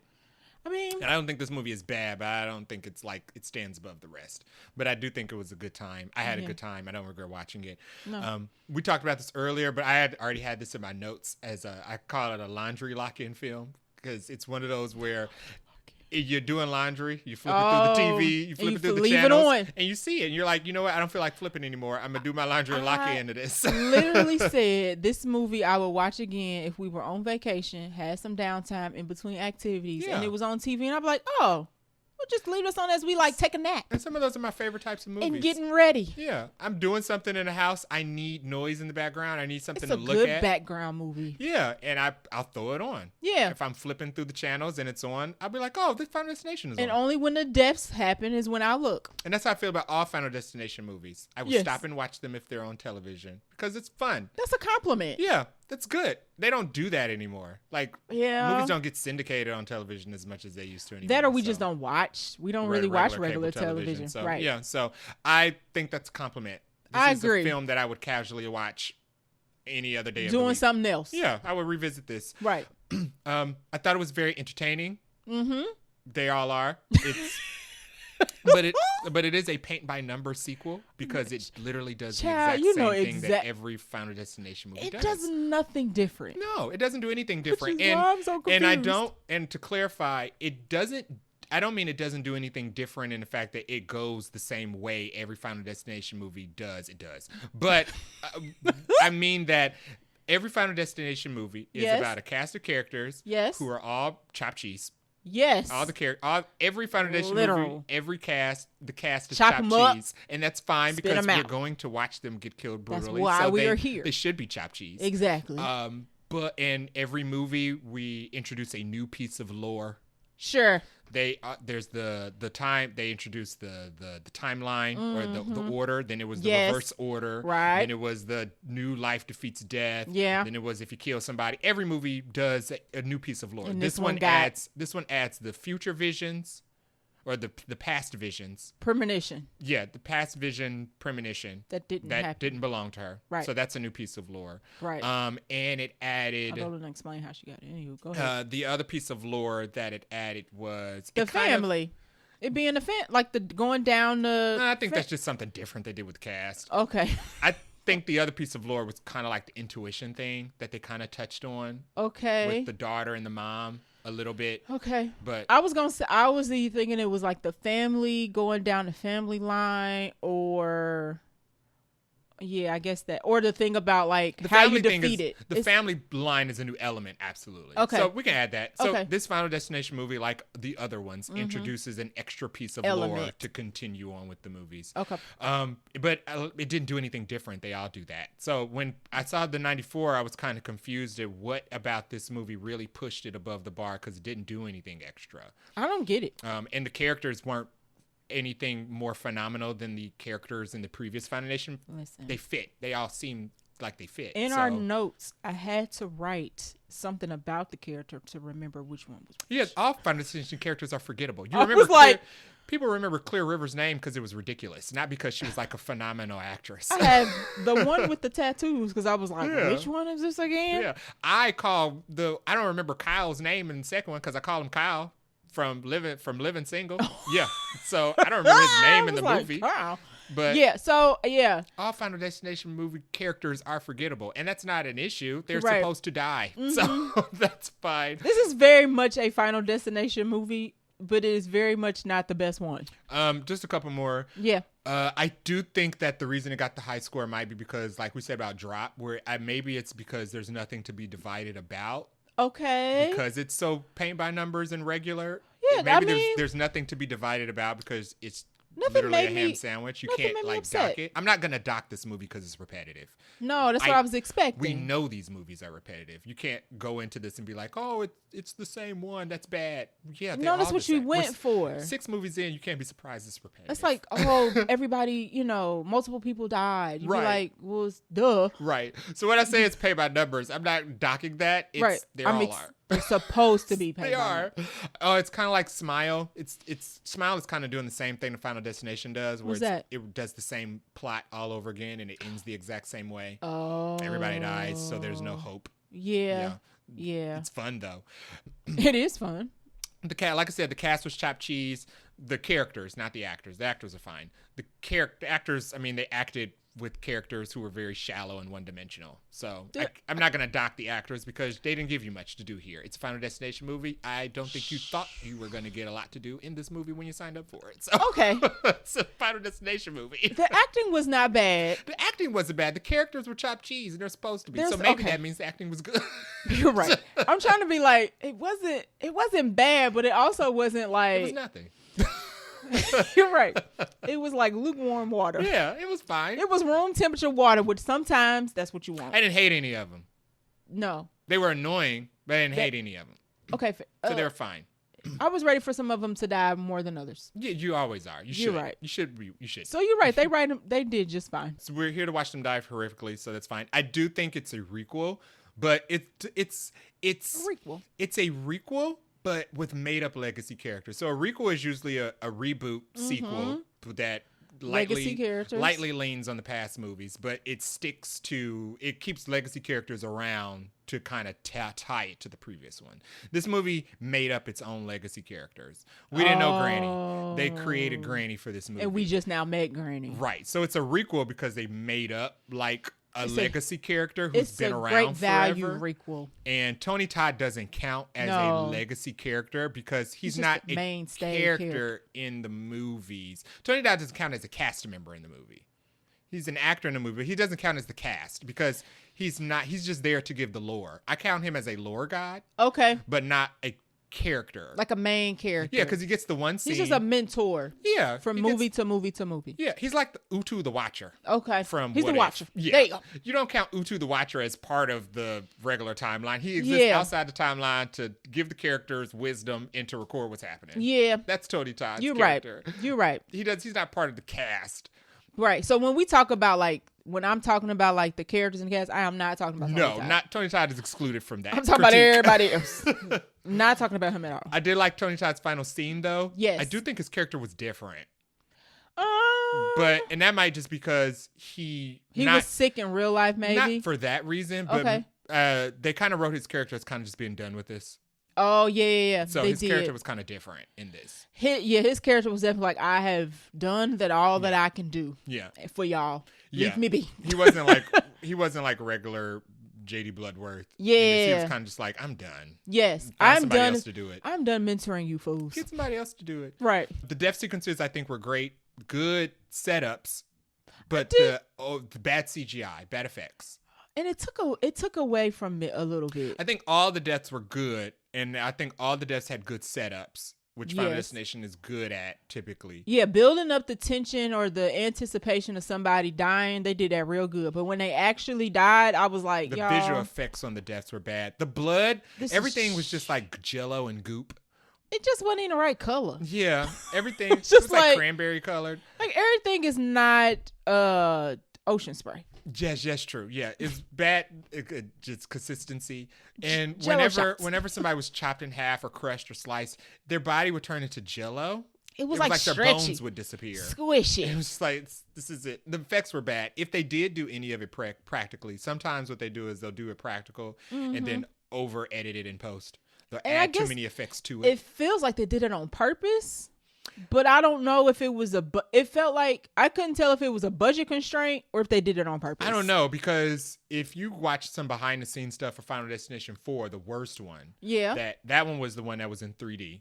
So all of it was I remember that. All of it was visual effects. But if you watch the behind the scenes, they did a lot of practical stuff, but they just chose to overdo it with visual effects to make it like to make it crazier in 3D. So they did too much editing. It was too much. Too many visual effects. I think they were they focused so much on shock value that they maybe kind of cut corners when it came to making sure it looked good. Yeah. I think. And that took me out of it sometimes. Last two. I'll be quick. I don't think the writers realized that they almost had wrote something good in this movie. Me and Jay was thinking of like alternate plot lines to be like, oh, that would have been good. I feel like the writers either didn't realize that they almost wrote something good, close, and it like completely flew over their head, or they realized that they were writing something good and then they backtracked. And they couldn't like stick the landing, as they like to say. There were a couple elements this movie that they did lead ups for that were really interesting. That would have given the characters depth and made some of the characters would have made it that top of the franchise. Yeah, that would have given it that 94 that we was like, but that we questioned. They didn't do it. They like set it up and it was like womp womp, not doing it, or it just never came back. Yeah, and you just be like, are y'all gonna no? Okay. Yeah, they just never came back to it. And I was like, that sucks. You had it. You set it up. We were literally driving back. You could have just gave the character some lines to say, and it would have been perfect. But they chose not to. And I feel like that would have made the movie a totally different movie. And maybe they just didn't have it. They were like, we don't want to make this in-depth movie. We want to make this surface level movie. And it was like, that sucks. Maybe it was studio interference. Maybe they wanted to dumb it down. Creative. You're getting too smart. Don't do that. And too much reliance on the logs. They overdid the logs. We get it. We get it. Final Destination. We get it. We get it. Logs. That's not logs and wind and water. We got it. We get it. Final Destination. It's never gonna go away. You know what logs and wind and water are? It's ingrained in our head. There are so many good callbacks to the Final Destination movies that they don't go back to because they are just focused on the logs. To the logs. We get it. Logs are scary. There are 1,000 other ways to die. How about you leverage some of that, or at least look at some of the other good kills from the last ones? They just decided not to get more creative. Logs everywhere. It's like that Buzz Lightyear meme with Woody. He's like, logs everywhere. Right. Logs everywhere. Everything was logs. It's like, good Lord. There's other things you could do. Literally, y'all, down to the last second of this movie. If you're going to bring it back, don't. With another one, leave the logs in the past. Please, do something else. Oh, they definitely probably going to try to do so many logs. I was around when Final Destination 2 came out. We were both around. We saw that movie when it came out. It don't hit the same when you overdo it. We were around when it did the cultural reset. Yeah, I mean, it's still a thing. Yeah. But, like, when you overdo it. Just dragging it. Especially when it shows up in a movie, I'm kind of like, I get it. I know where you're going with this. So I'm not surprised anymore because it's a log. And the log's going to fall and it's going to kill somebody. Yeah, we should call it Final Destination Log Lines. That's all my not spoiler notes. Good movie. We enjoyed it, we promise. We promise. All right, so now we're going to get into our characters. Now, I would like to. Easy. I should do this.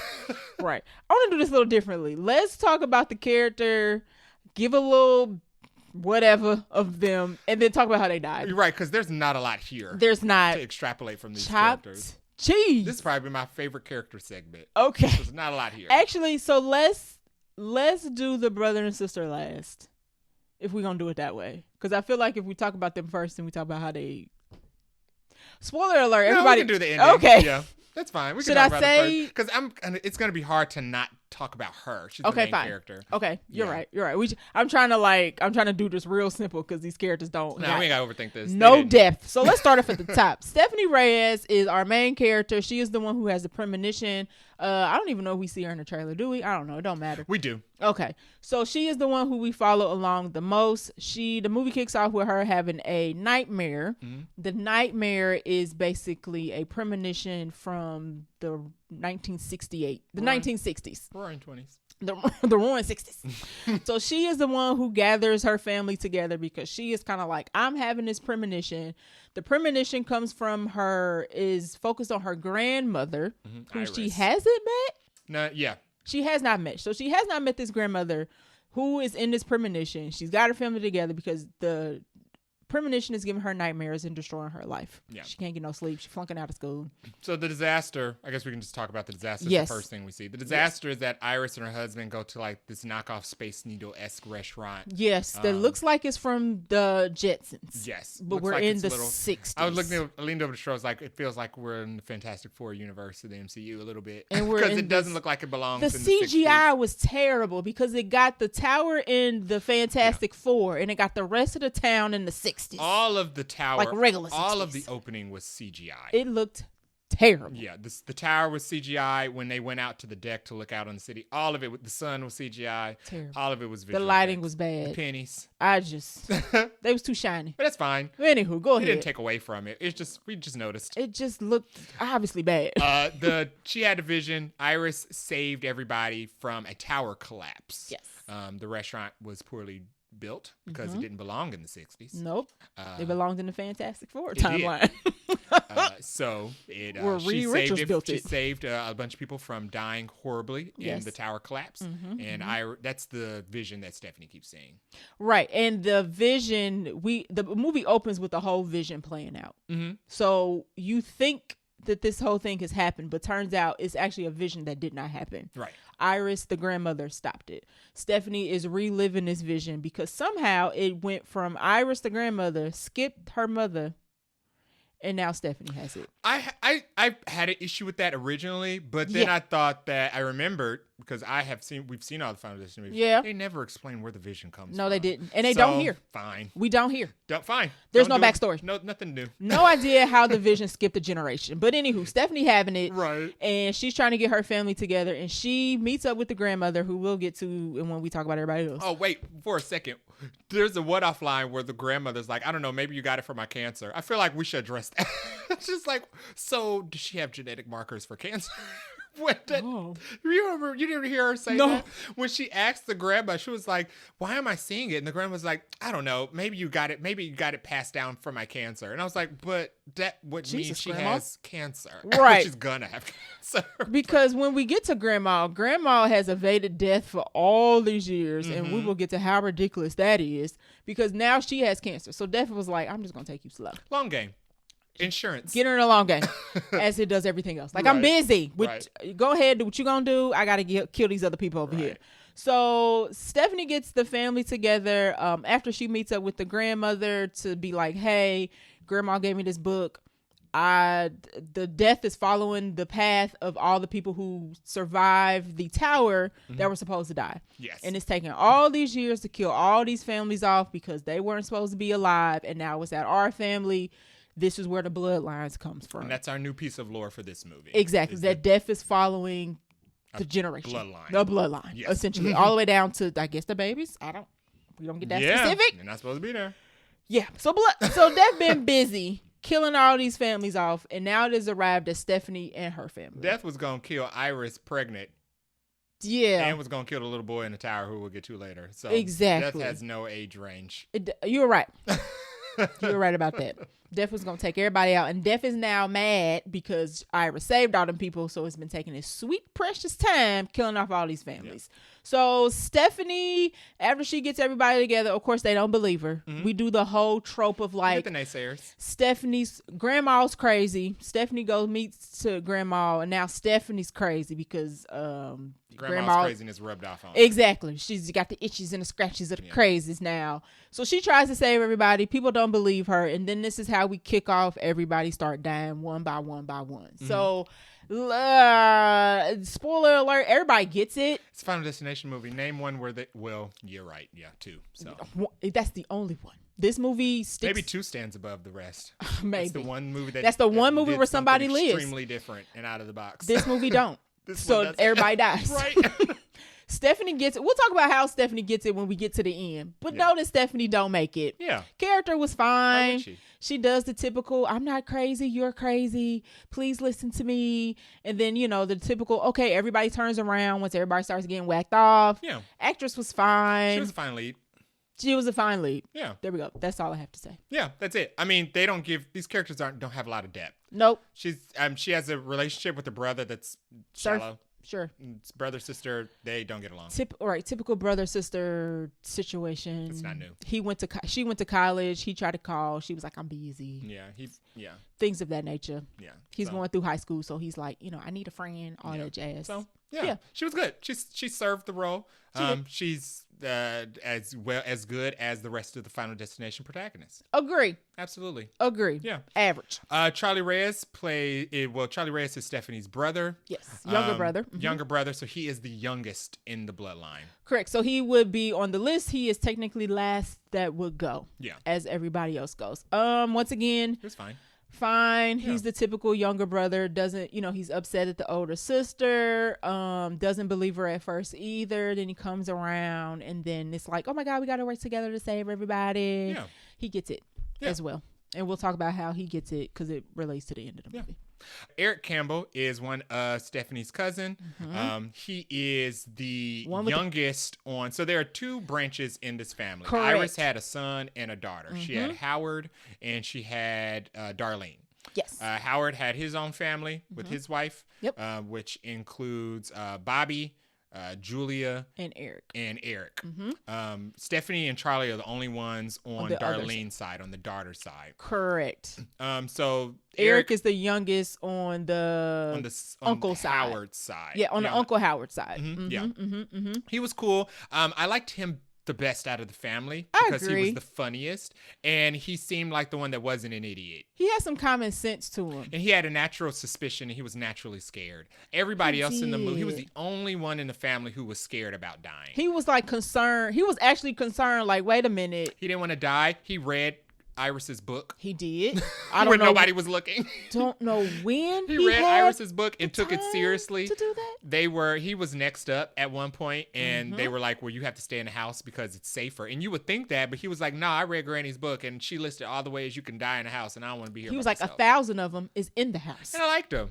He was the most level-headed, dare I say, smartest. He took it seriously. They tried to make him like the dumb character, but he was actually the smartest character. Yeah. Everybody in the movie seemed to pretty much just embrace their fate, and that's fine. Agree. He didn't. He really wanted to live. He did. That was fine. Now, do we want to talk about how Eric gets it now? Yeah, we can talk about how Eric gets it. So Eric has a peanut butter allergy. Mm-hmm. Peanut butter or nut allergy, just a general nut allergy. And when they go see Tony Todd tells them there's only 2 ways out of this. Mm-hmm. You either have to die or you have to kill somebody. Yes. And there was one particular character from Final Destination 2. Yes. Who died and flatlined, but they brought her back. And she saved herself and she saved the last guy. So she was able to cut the curse. She was able to tell death, go away, don't come back. Yes. When she flatlined and got brought back. So Eric's brother, Bobby, has this grand idea. Well, like, let's kill you. And then that way we can stop it. Mm-hmm. And we're going to do that by purposely giving you peanut butter. Yeah. They do that and he dies. He literally dies because I guess we can. Eric and Bobby die together. Yeah. So in different ways. Let's talk about Eric and Bobby together since they are brothers. So sure. Bobby is the oldest of Howard's kids on the Campbell side of the family. Mm-hmm. He is Darlene's oldest. Because Darlene gets it first out of the 3 of them. No, but we know why Darlene gets it first. Oh, you're right. So Eric is the oldest. Eric is the oldest. of the Campbell siblings. Bobby is the oldest. He's the rebel. He is. He's the idiot rebel who does nothing with his life. He's got the tattoos in my notes. I put one with tattoos. He doesn't do anything with his life. He doesn't take anything seriously. So he's there to be the comedic relief and the annoying character. In the trailer, he's the one in the tattoo shop. Yes, he's the one that they released with the teaser where he gets his nose ring stuck in the fan blade. And we get that full scene again in this movie. It actually is longer. Yeah. In the movie, I was like, oh, we know how this goes. So, Erik and Bobby are brothers. Yes. They go visit Tony Todd. Mm-hmm. And they get the spiel. Yes. About how to survive death. Bobby's not taking it seriously. Nope. And Erik is up next. We're skipping over some things. Yes. But Erik is up next, and Bobby's like, okay, so we're going to follow the plan. We're going to kill you. Gives him the peanuts. The way he dies is because Tony Todd also tells them one more piece of lore, because we usually get one or two. Yeah. If you try to cheat death and you fail, death is going to get messy. That's what going to ramp up. Yeah. It's going to get real mad. So why is this interesting? Because come to find out that we get the full teaser scene of the fan blade and the nose ring and the tattoo parlor catching on fire with Bobby, where we think he dies. The whole thing go up in flames, y'all. Yeah, the whole thing burns down. Yeah. Bobby survives because he shows up with the family at the next day. And because of a leather jacket. Yeah, he survived the freak accident. And everybody's confused why he survived the freak accident. And the reason he survived is because he's an illegitimate child that the mom had in an affair that she didn't tell anybody. Nope, literally nobody knows. So Bobby was never at risk of dying because he's not actually part of the bloodline. He's not even Howard's son by blood. I thought that was a fun twist. That was one... I will give them a plus for that because I did not see that coming. Yeah, that was fun. Because they play out the whole trailer scene, y'all. It's even longer in the actual movie. The whole thing goes up in flames, and then Stephanie, trying to rush to get somewhere, almost runs him over, and we all see like him land in the fire. Yes. Yeah. Engulfed. Yeah. And then he pops back up, and we're all like, well, wait a second. It's explained that he didn't burn because he was wearing leather. Yeah. So he didn't burn, but it's just wild that he had that whole freak accident, a natural freak accident. It was literally nothing just to do with the list. Death was busy doing something else. Yeah. It was like, no, I didn't go there. He just I was not there at the night of the incident. He got himself into that freak accident on his own, being an idiot. So right. Bobby's like, at this point, Bobby feels invincible. He's like, well, death's not after me, so I can be as reckless as I want and do whatever I want. But he wants to keep his brother alive. So he's trying to help him cheat death. So the pen is to get him to die from eating peanuts. Use the EpiPen to slow it down from officially I don't even think he meant him. to use the EpiPen. I don't know what the EpiPen was just there. He just confiscated the EpiPen so the brother wouldn't try to do it in a panic. Exactly. Wouldn't try to save himself. They were going to get him to flatline by eating a peanut. He was going to wheel him down to the emergency room. Because we are now in the hospital after meeting up with Tony Todd. Have him resuscitated because Tony Todd's usually the coroner. Right. Yep. But it doesn't go well. They accidentally turn on the MRI machine. And because Death knows that Bobby, who is not on his list, is trying to interfere with his plans by saving somebody who is on his list, Death snatches Bobby up too. Bobby got all these tattoos, but he also has a lot of piercings, like everywhere. And the MRI machine is like super magnetic. Now, I think they didn't overdone it in this movie. But anyway, the MRI machine is like getting turned up, and they don't realize it, that the strength, power, whatever. The magnet strength is going up and up, and it literally sucks Bobby into the machine, and then it sucks a wheelchair behind him, and the wheelchair basically goes through him, and he dies. Yeah. And then Erik tries to get the EpiPen out of dead Bobby, who is now sucked up in the MRI machine.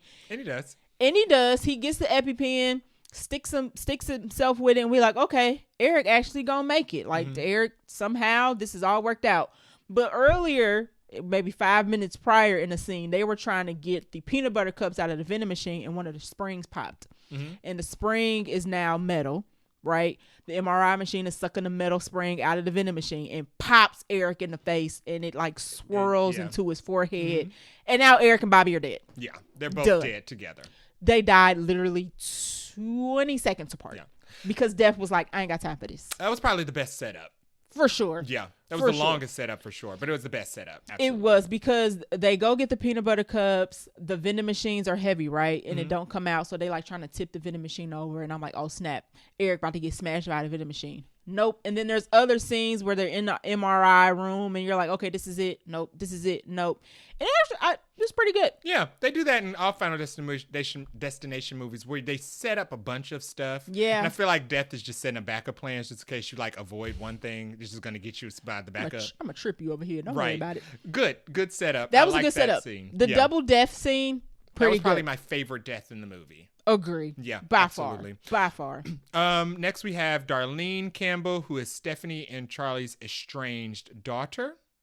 Yes. No, wait. Campbell. Darlene's the mom. Darlene's the mom. So Darlene is Stephanie and Eric's mom. Yes. So she left. She abandoned the family. So the story is that the granny was crazy. Yes. After she saved everybody, and she became agoraphobic basically and locked them in the house. Right, and the kids don't like her and don't want nothing to do with her because she continued, like, she's stuck with her, like, this is actually a thing. Y'all need to listen to me, and she never let it go. So they are estranged from her.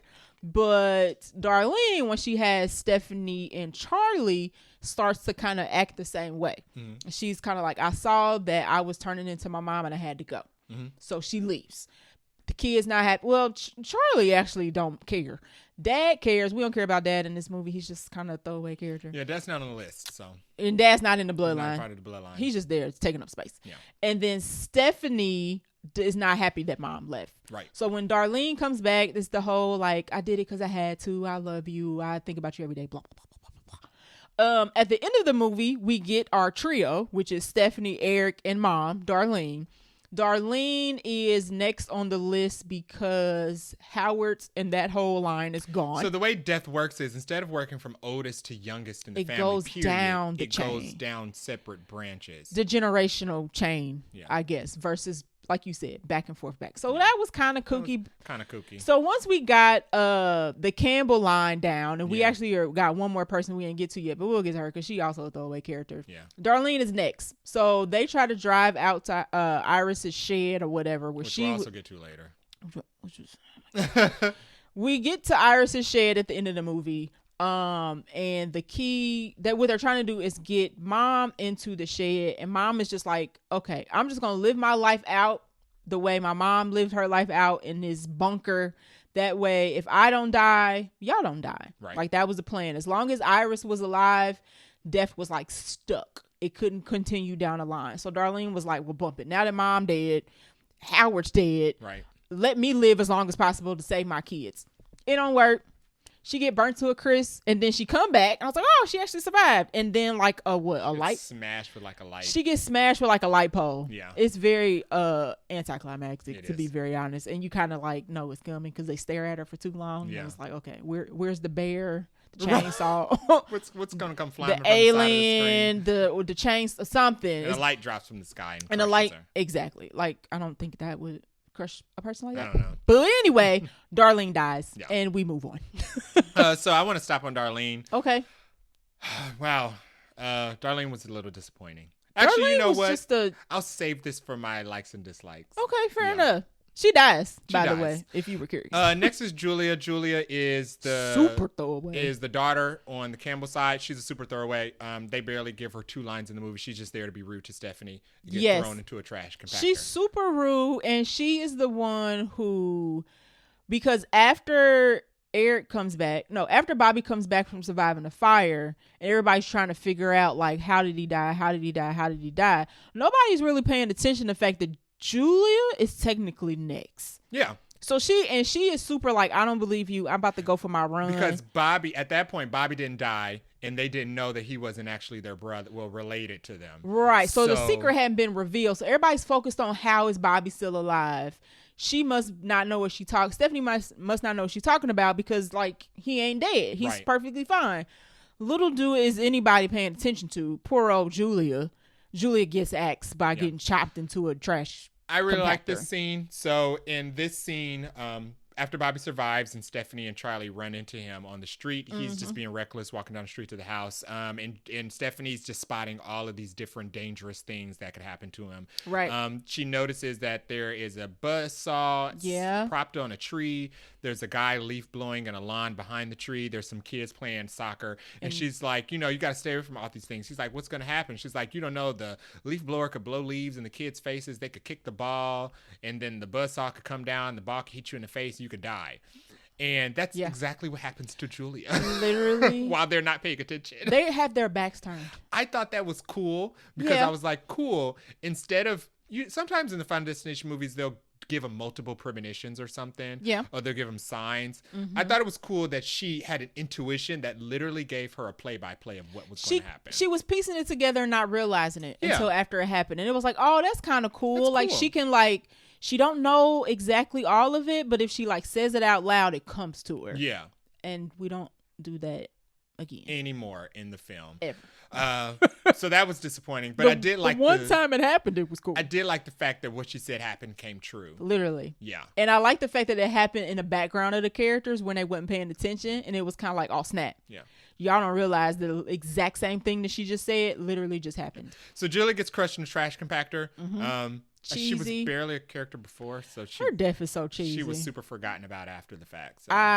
Didn't think they didn't even have her when Howard died. We at least got like a funeral scene. Well, when Grandma died and when Howard died, we got funeral scenes. For everybody else, we just kept going. We kind of just gathered in the living room after Stephanie. Going. So they didn't even like Julia that much. I don't even know if they buried Julia. They was just like, she in the trash. I remember what Julia looked like. That's how much barely she was in the movie. Take her to the field. We have Iris Campbell, who is almost last but not least on our list. It's funny because we opened a movie with her in the 60s because she's the one whose premonition we watch, and then we get her when Stephanie goes to meet her because Stephanie's like, you were the person in my dream, please help me, tell me what's going on. She does, but she actually does something that I was like, oh, that's kind of cool. She sacrifices herself. She does. And it makes sense. She's about to die of cancer. I mean, it wasn't about, I mean, she probably had some time. We don't know, but she's stuck in this very it's a cabin. She's in a death trap. She's stuck in a literal death trap. It looks like a fortress that you would build if you were living in a 28 Days Later movie, or not a Final Destination. You know what it reminded me of? When King Kong. Yeah. You have to ward yourself off against a physical monster that's coming to attack you. Death is wind and logs. Yeah. So, I mean, she was at more danger with all the spikes because we know this movie loves logs. Like barbed wire, trees shaved down to be like spiky. She looked like she was preparing for war. Yeah. And there was going to be a front line that was going like something from Planet of the Apes. Storm her shed at any moment. It's like, those are the defenses you put up when you are fighting off a horde of zombies, not death.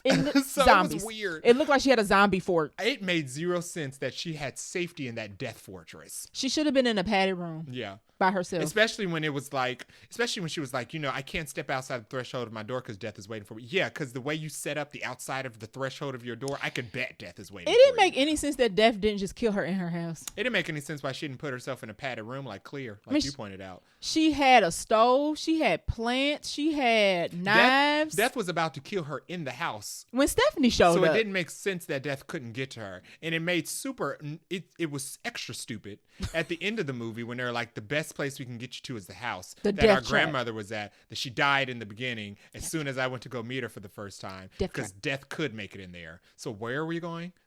And mind you, y'all, what's the point of this road trip? Death blows the house up. Yeah. Which death could have done at any point when Iris was in there. Tornado and flew one of them random spikes through her intestines. Just the wind. It didn't need a tornado. And we know how much Final Destination loved logs. She was surrounded by all them logs. She literally had shaved logs with pointy tips. Yeah, it made no sense why they thought and why she thought this cabin was safe. It was so silly. So she steps outside the cabin because she wants to give Stephanie her book, and because Stephanie's running away. Her grimoire.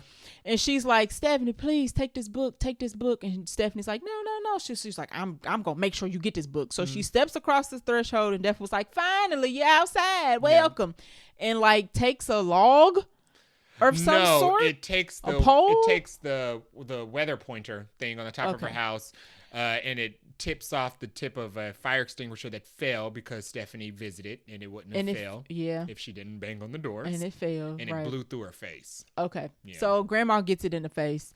Stephanie gets a bunch of blood on her that looks like Jello ocean spray. Awful bad Terrible. fake blood. Terrible. I like the Iris actors. I like the young Iris actress. I liked young Iris. And I like the older Iris actress. She was fine. I liked older kooky Iris that was like talking to death. Because, I mean, he was there, so she technically was.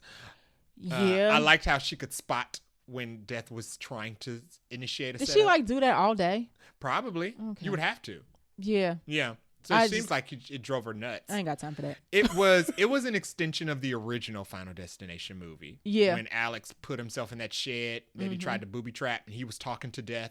Yeah. Yeah, it was the exact same. It was just extended. You're right, with an older lady. With an older lady. Who looked But crazy. I thought she was funny.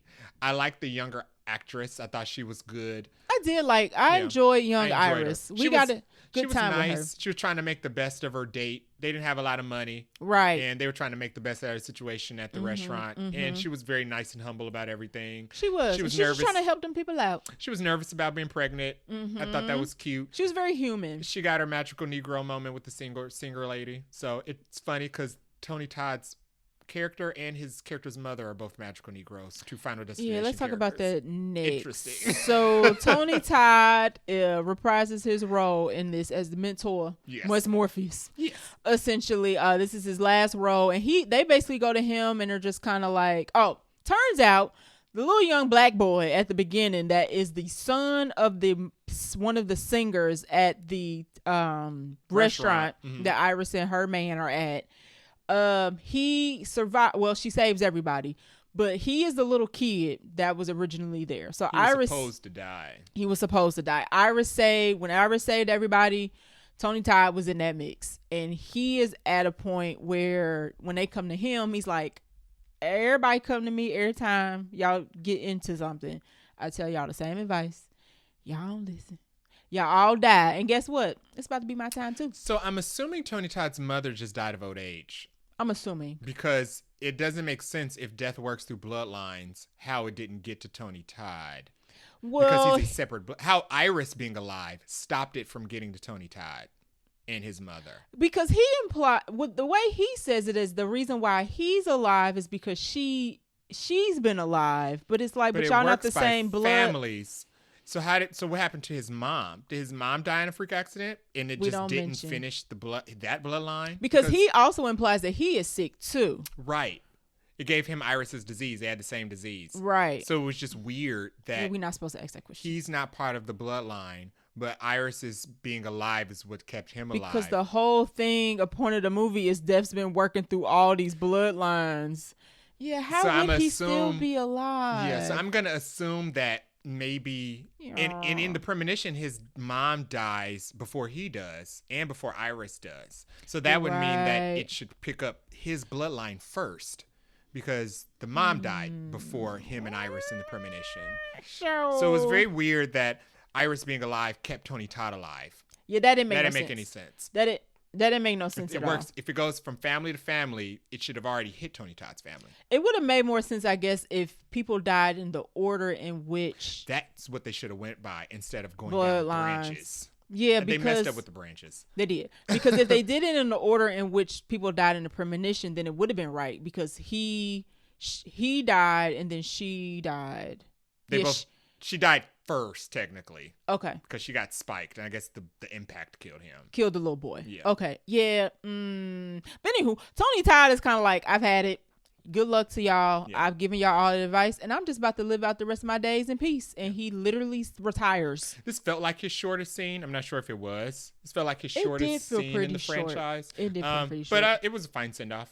It was. Yeah. It was like a peaceful moment in the chaos. To be very honest. It was nice. I like the fact that they didn't do nothing crazy with his character and just let him go in peace. And I like he told him basically like, and that's one thing in the Final Destination movies that they never really come to terms with. And he was kind of like, you're going to die. What you should be doing instead of finding all this time trying to avoid it is enjoying your free time. He's like, and that's what I'm about to go do. So took his box, had it already packed up. Yeah, because he said, y'all are on your way out.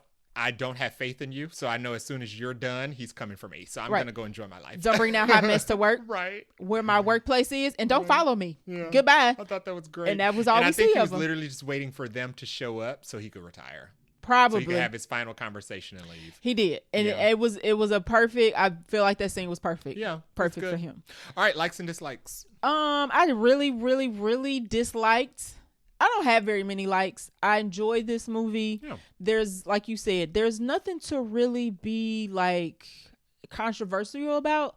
So overall, my general like is that I enjoyed watching this movie. Yeah. My dislike was the CGI. Terrible CGI. It just looked, I get they weren't trying to go for like super realism, but they went too far with the cheesiness. You shocked by the death, and then you're instantly kind of like, okay, this looks terrible. Visual effects look bad.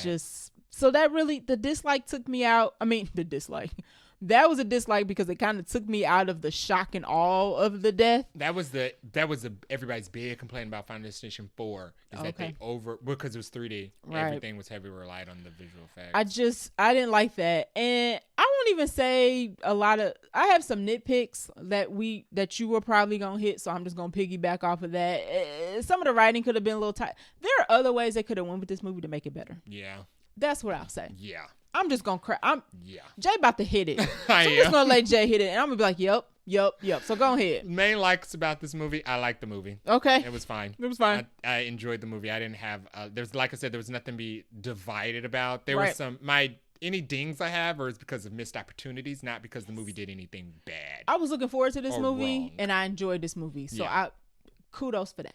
I already said the overuse of logs I felt was lazy. Main dislike, the mom should have been special too, and I think they really flopped hard by not doing anything with that. Does nothing. So my big issue with the mom. Nothing. My big issue with the mom, not Iris, Darlene, the estranged mom. Yes. So there were 3 different opportunities that they did the setups for making the mom. So here's the thing. The mom left. Yes. Because she was turning out to be as paranoid about death as Iris was because of how they were raised. Correct. The daughter feels kind of the same way about her mom that Darlene felt about her mom. Correct. So it's kind of just like generational trauma between the women. There you go. And the Stephanie and Darlene are not on good terms because Stephanie was old enough to remember how crazy their mom was before she abandoned them. The brother doesn't really quite understand yet because he was too young. A little younger. And they're strange. So the movie like leans on the fact that they have like a rocky relationship while they're trying to navigate surviving because death is over them. They have bigger things to worry about. They did 3 different setups where it made it seem like the mom would have had the same special intuition that the daughter had. And that's why she left, because her special intuition was driving her nuts. I thought that was where we was going. The first setup was at the barbecue. Yep. She noticed Death's pattern with the rake and the trampoline, and she stopped it. And I was like, oh, that's cool. She did it right around the same time that Stephanie was on the way to the house because Stephanie had already cracked what had happened. Yeah. And I was like, they're going to bring the daughter and the mom together over their shared special gift of intuition. Yep. The second scene that I feel like they did a lead up and then flopped with it was the timeline scene. Okay, when Stephanie's explains the how death order. Is working. Yeah, Stephanie is explaining the order to the family. She's got the vision board out on the wall. She's literally got taped up. And the mom they continuously go back to the mom during the shot. She's not saying anything, but she's just like observing. And I'm like, the mom isn't saying anything because she knows. She knows. I've been through this. She has she's either had the vision or she has the sight. She's like, yeah, I know. And she's not saying anything. She's letting them rake her daughter over the coals. No backbone. She knows. As soon as that scene ends, the mom goes, my mom was crazy and things she said, you can't believe this stuff. And I was like, wow, you're stupid too? So she only moves the rake just because. She just moves the rake because she's just regular natural paranoid. She downplays her daughter. Yeah. And then what's number 3? Number 3 is the scene after Julia dies. So Julia gets killed in the trash compactor. Right. They come back to the family. They do another family gathering. Yeah. They find out Eric's not really related to them. Correct. Bobby's not really related to them. And the brother, Charlie, goes, Stephanie saw the pattern. She literally verbally called it out, and it's exactly what happened. And the mom gets excited. She's like, wait, is that true?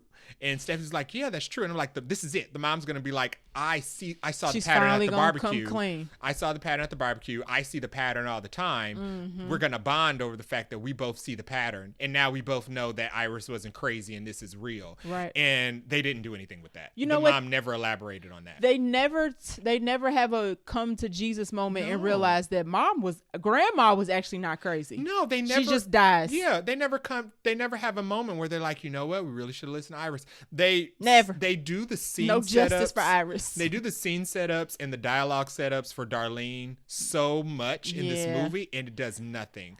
She turns out to not be any type of special. No. She doesn't have the intuition that Stephanie does. Death is not even special. That was a perfect opportunity to do good writing and bring the mom and daughter together over the sheer fact of she now understands that she left because she was also getting these visions, or she was actually seeing the pattern and it was happening. Nothing. No, they don't bond over that. They just bond over the fact that, well, death is coming for us, so we might as well be friends now because we're all on our way out. And then mom tries to make the sacrificial play of like, I will live my life in a cabin just to save my kids. And it's just like, girl, so it whatever. sucks that the mom just had regular paranoia and not anything special like Stephanie. I feel like they set that up perfectly and then decided to not do anything with it. And then just killed her off. Maybe they didn't because they didn't know what they were going to do after the fact. But they probably would have also had to make the movie longer, and they didn't want to do that either. Oh yeah, who wants to make it better?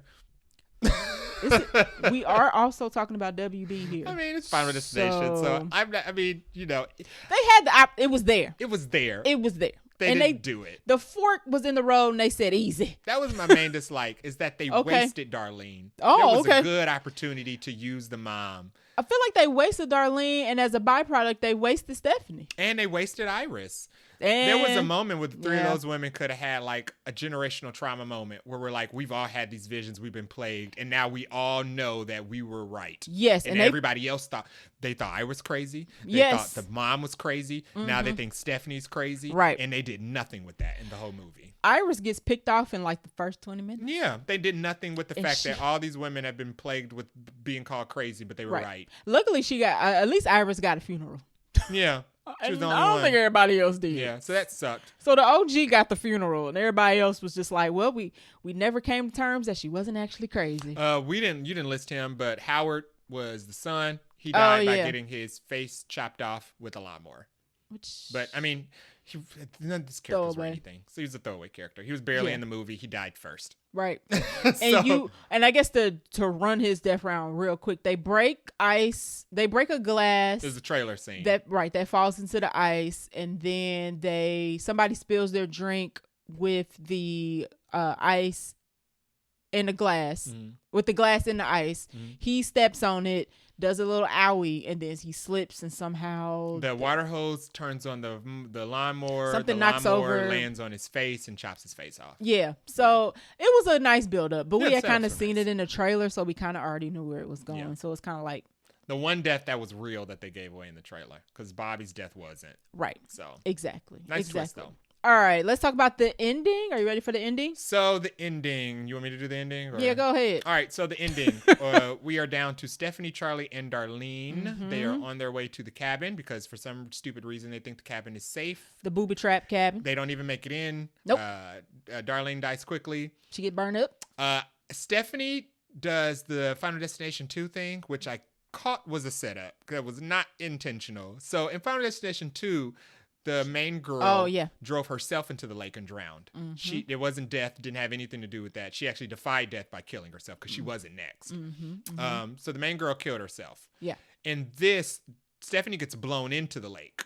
Yes, because she gets stuck. The seatbelt gets stuck, and the RV they're in gets turned over into a lake. She gets blown into the lake by death. Yep. So that wasn't her sacrificing herself. No, because she was trying to get out. So she slowly, quote unquote, drowns. Yep. And Charlie saves her.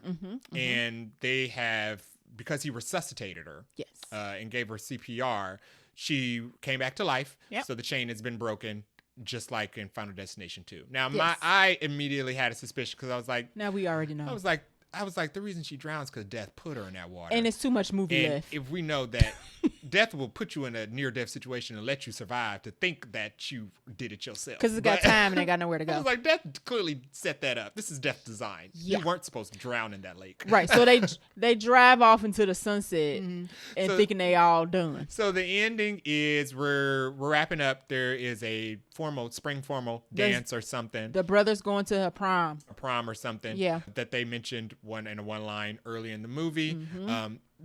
Here are the clues. The place where he's picking up his date is the same street where Iris was in the 60s when she had her first premonition. It's the same street, same type of houses. That's unrealistic. Even historically restored homes or preserved homes don't look the same like that. It looked real fake. This movie was on a movie set, and they didn't even try to like hide the fact that it was a set. Right. But they CGI the rest of the houses. We're back in the same part of town with Iris. Yep. Somebody drives us past them across the train tracks with the same type of car that Iris and her husband had.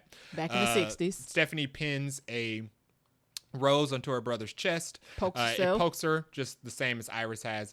We'll mention it once. There's a through line with the penny. The penny is just a catalyst to show that death is still coming. Yes. With an older lady. And the penny drops from an older lady's pocketbook and rolls its way into a train track and stops the train track. It's the same penny from the collapse in the beginning. It's minor, but it's just there to show you that death is still working to set stuff It's up. a penny. Death is a penny. But the penny, the infamous penny from the beginning, rolls into a train track, derails a train.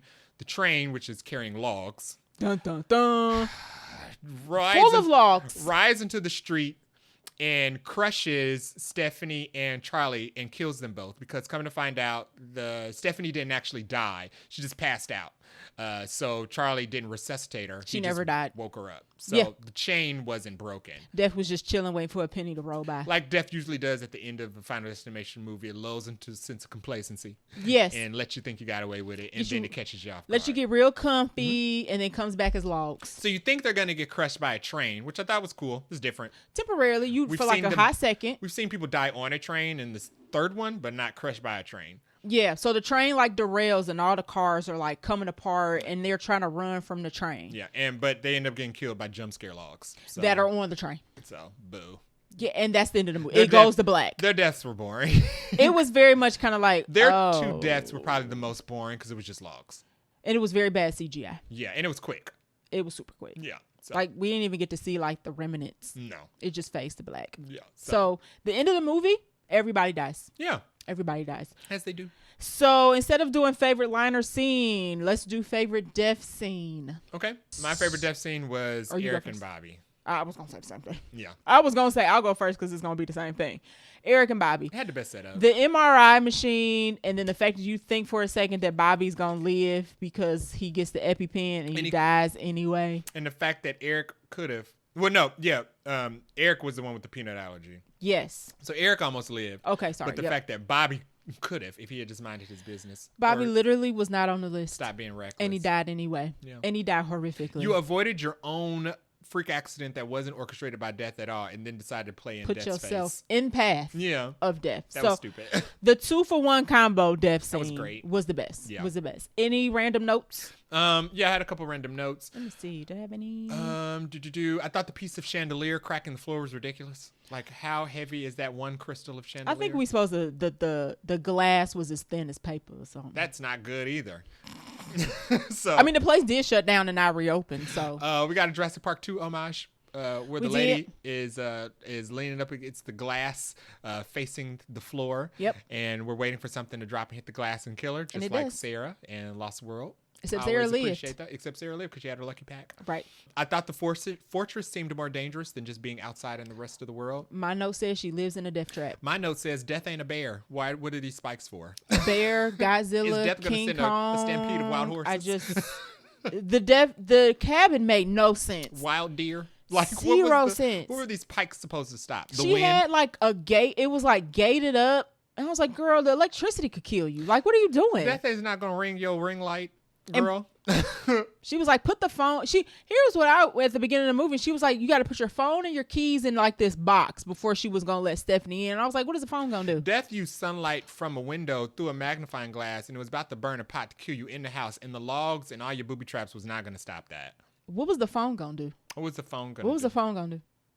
Anywho, we talked about this. How did the granny stay on top of all of the timeline, all of the death when she was in the cabin for the past 20 years? She had no phone, no internet. She said she didn't leave. The only thing she did was send letters. How did she get the paper?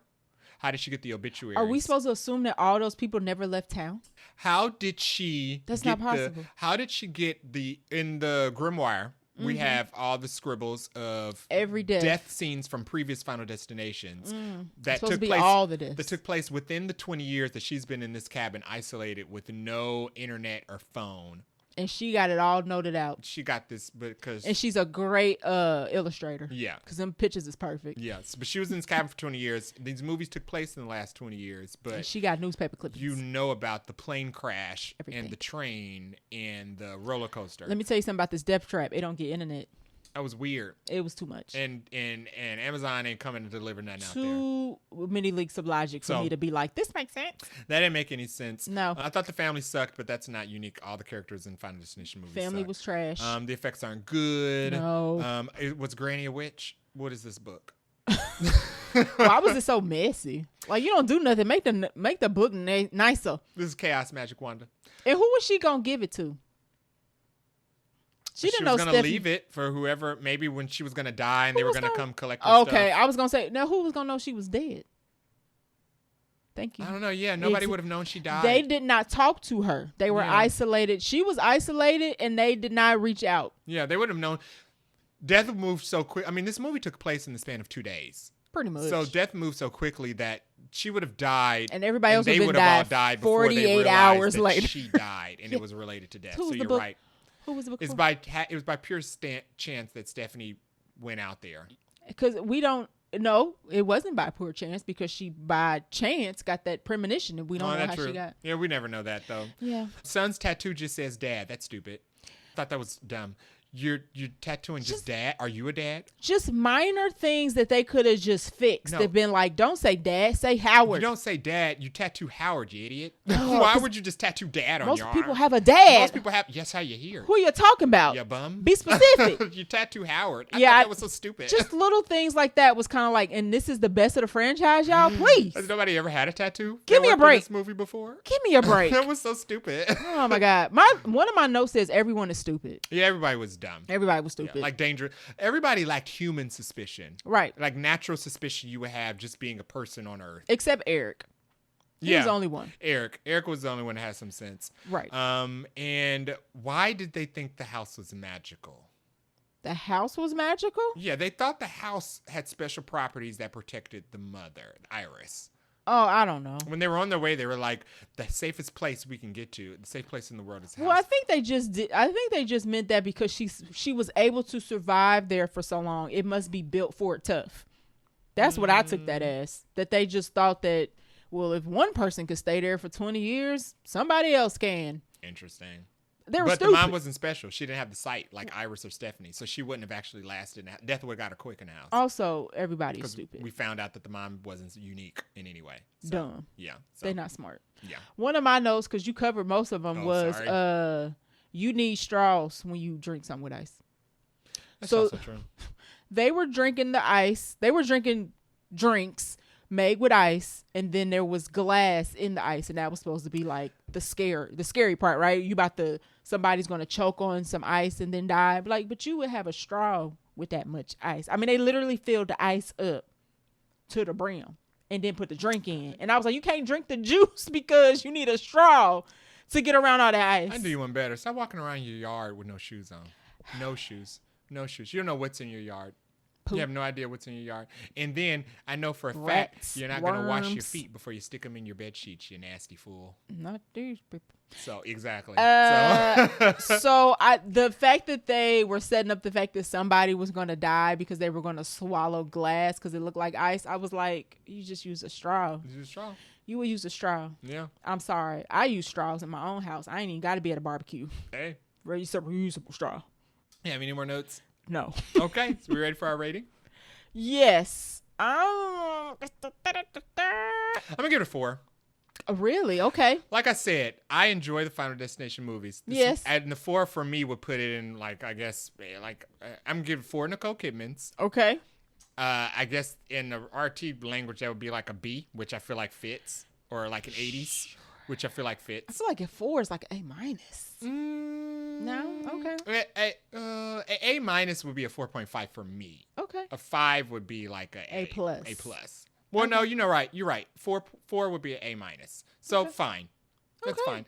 I feel like it's a 4. It's not a 5. This movie isn't perfect. It has all the flaws that every Final Destination movie has because it is a carbon copy of all the Final Destination movies as they are. And we enjoy them. We did. We still we're here for number 6. I'm not about to be like, why is this movie the same? Right. I'm here because this movie I wasn't expecting anything different. I was just expecting them to just put a little extra effort into some parts. And that's not the movie's fault. That is the critics' fault because the critics are the ones who said this movie was phenomenal. The people who made this movie. This is why we don't pay attention to Rotten Tomatoes critic scores. We talk about the RT scores ironically as like a gauge to see how far off we are from everybody else. It's just this is what they think. This is what we think. It's facts and figures. Right. That's all that it is. I won't blame Final Destination for being regular. Right. Because they made a regular movie as they usually do. Yeah. I blame the critics for acting like this was better than it was because it wasn't.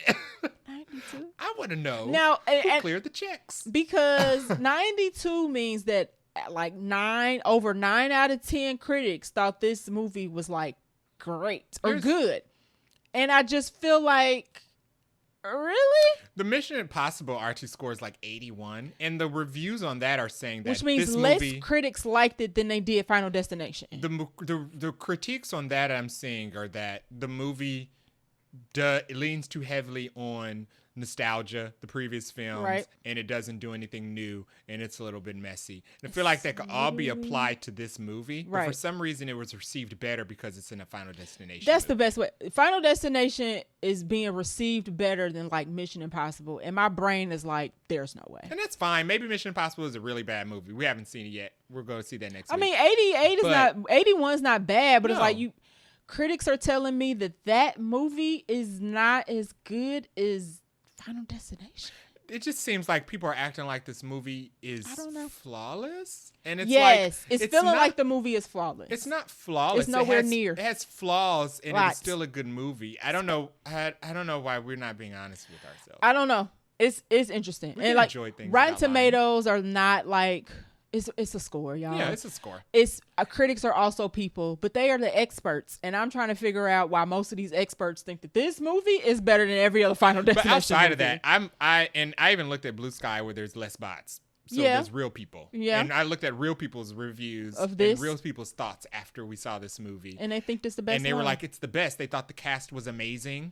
They thought the cast was the best cast in the franchise. I'm like, the cast is the same as every other cast in every other Final Destination movie. What made these people? Some of these people barely had anything to do. So what made half of these people? What made them phenomenal? There weren't any amazing acting moments. There's no standouts. There's no standout characters or performances in this movie, and it's still fun and it's still fine. And I still had a good time. But what?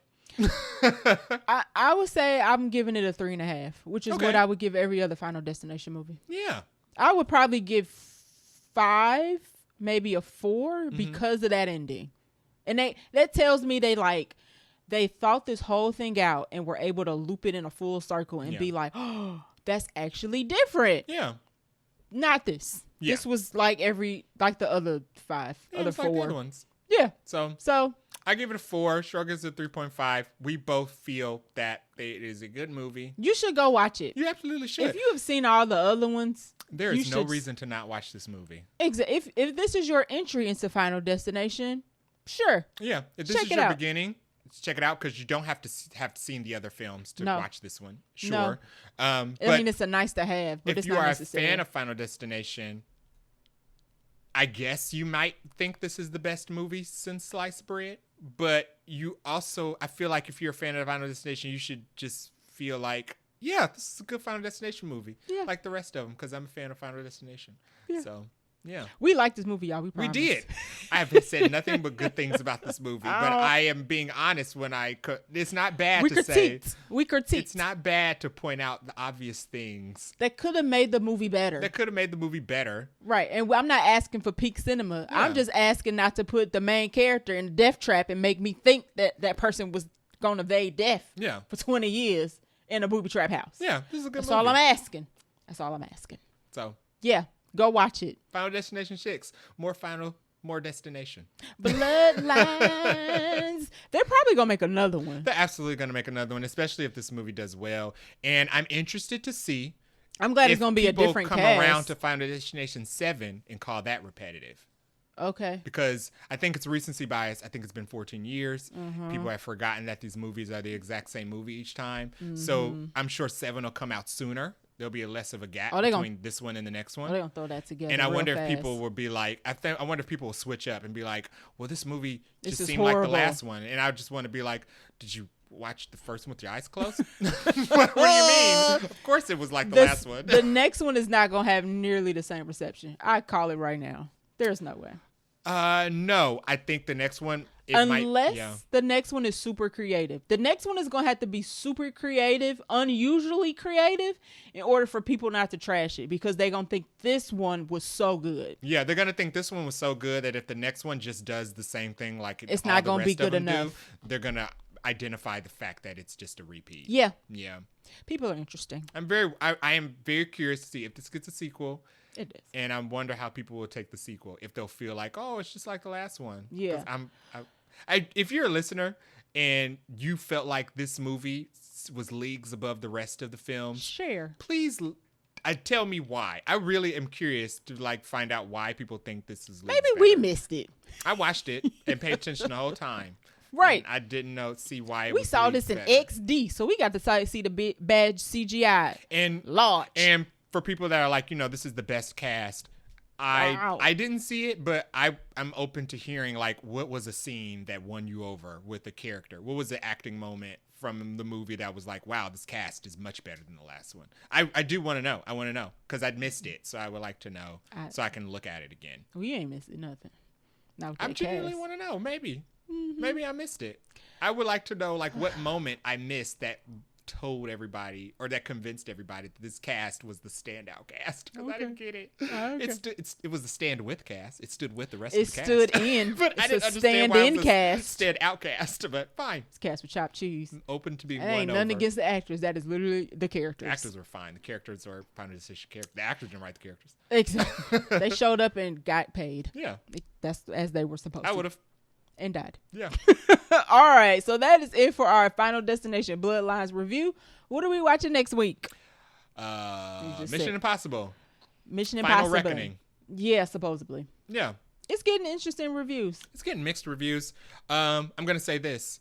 Not all the Mission Impossible movies are my favorite, but I show up to them because I know what I'm going to get. I'm going to get Tom Cruise. It's like Final Destination. I'm going to get Tom Cruise. I'm going to get an ensemble cast of not idiots. And I'm going to get good action sequences. Action.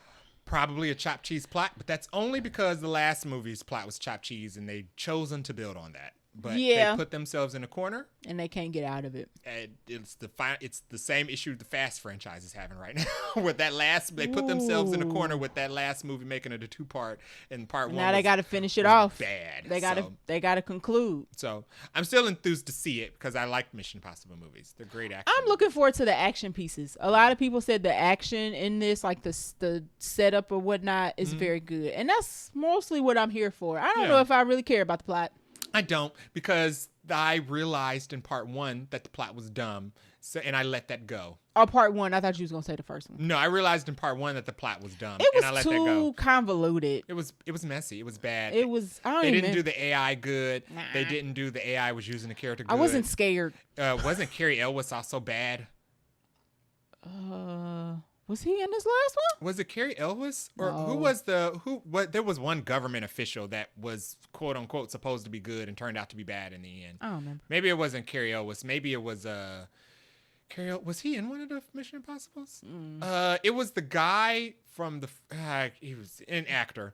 There's too many people in this movie, ain't it? It's too many people in this movie. I can't even figure out who it is. That first part was super messy, but it had good action set pieces. It did. And I've let it go. I'm going to do the exact same with this one. I'm looking forward to Angela Bassett be a president. Yeah. And she better not die. Yeah. 0 Nicole Kidmans. I'm telling you right now, I'm automatically taking off one if she don't live. Yeah. So I'm just calling it out. And it is what it is. Yeah. Black Panther 3 is lucky we podcasted after. That would have gotten 0 Nicole Kidman's. Great film. 0 Nicole Kidman. She killed Angela Bassett. Unforgivable. Great job, everybody. I love Ryan Coogler to death. Yes. But can't wait for Black Panther 3. I'm absolutely coming back. Never forgiven him for that. Beautiful film. No notes. Ow. 0 Nicole Kidman. Because you killed Angela Bassett. It just wasn't necessary. It just was bring not that back around. necessary to do that. And that's okay. All right. Thanks for listening. If you like our show, please give it a share. You can leave us a review on Apple Podcasts, Spotify, or any other podcast app you listen to, or you can go to our website and leave us a review as well. You can also leave us a review on our, I just said twice, our website, BagleyNerdyPodcast.com, where you can also leave us a voicemail that I will play, or that we will play on the show. But if it's not nice, I'm going to find you on LinkedIn and try to get you fired from your job. You can follow us on Threads and IG at Vaguely Nerdy Podcast. We are also that on Blue Sky and Twitter. We are Vaguely Nerdy Pod, and you can reach us at vaguelynerdypodcast@gmail.com to tell us why you thought this cast was so much better than every other cast of Final Destination. And if you're listening on a podcast app, you can watch our animated show on YouTube, where we are also Vaguely Nerdy Podcast. And if you want to give us a monetary donation, we are on Ko-fi, also at Vaguely Nerdy Podcast. Until next time, bye.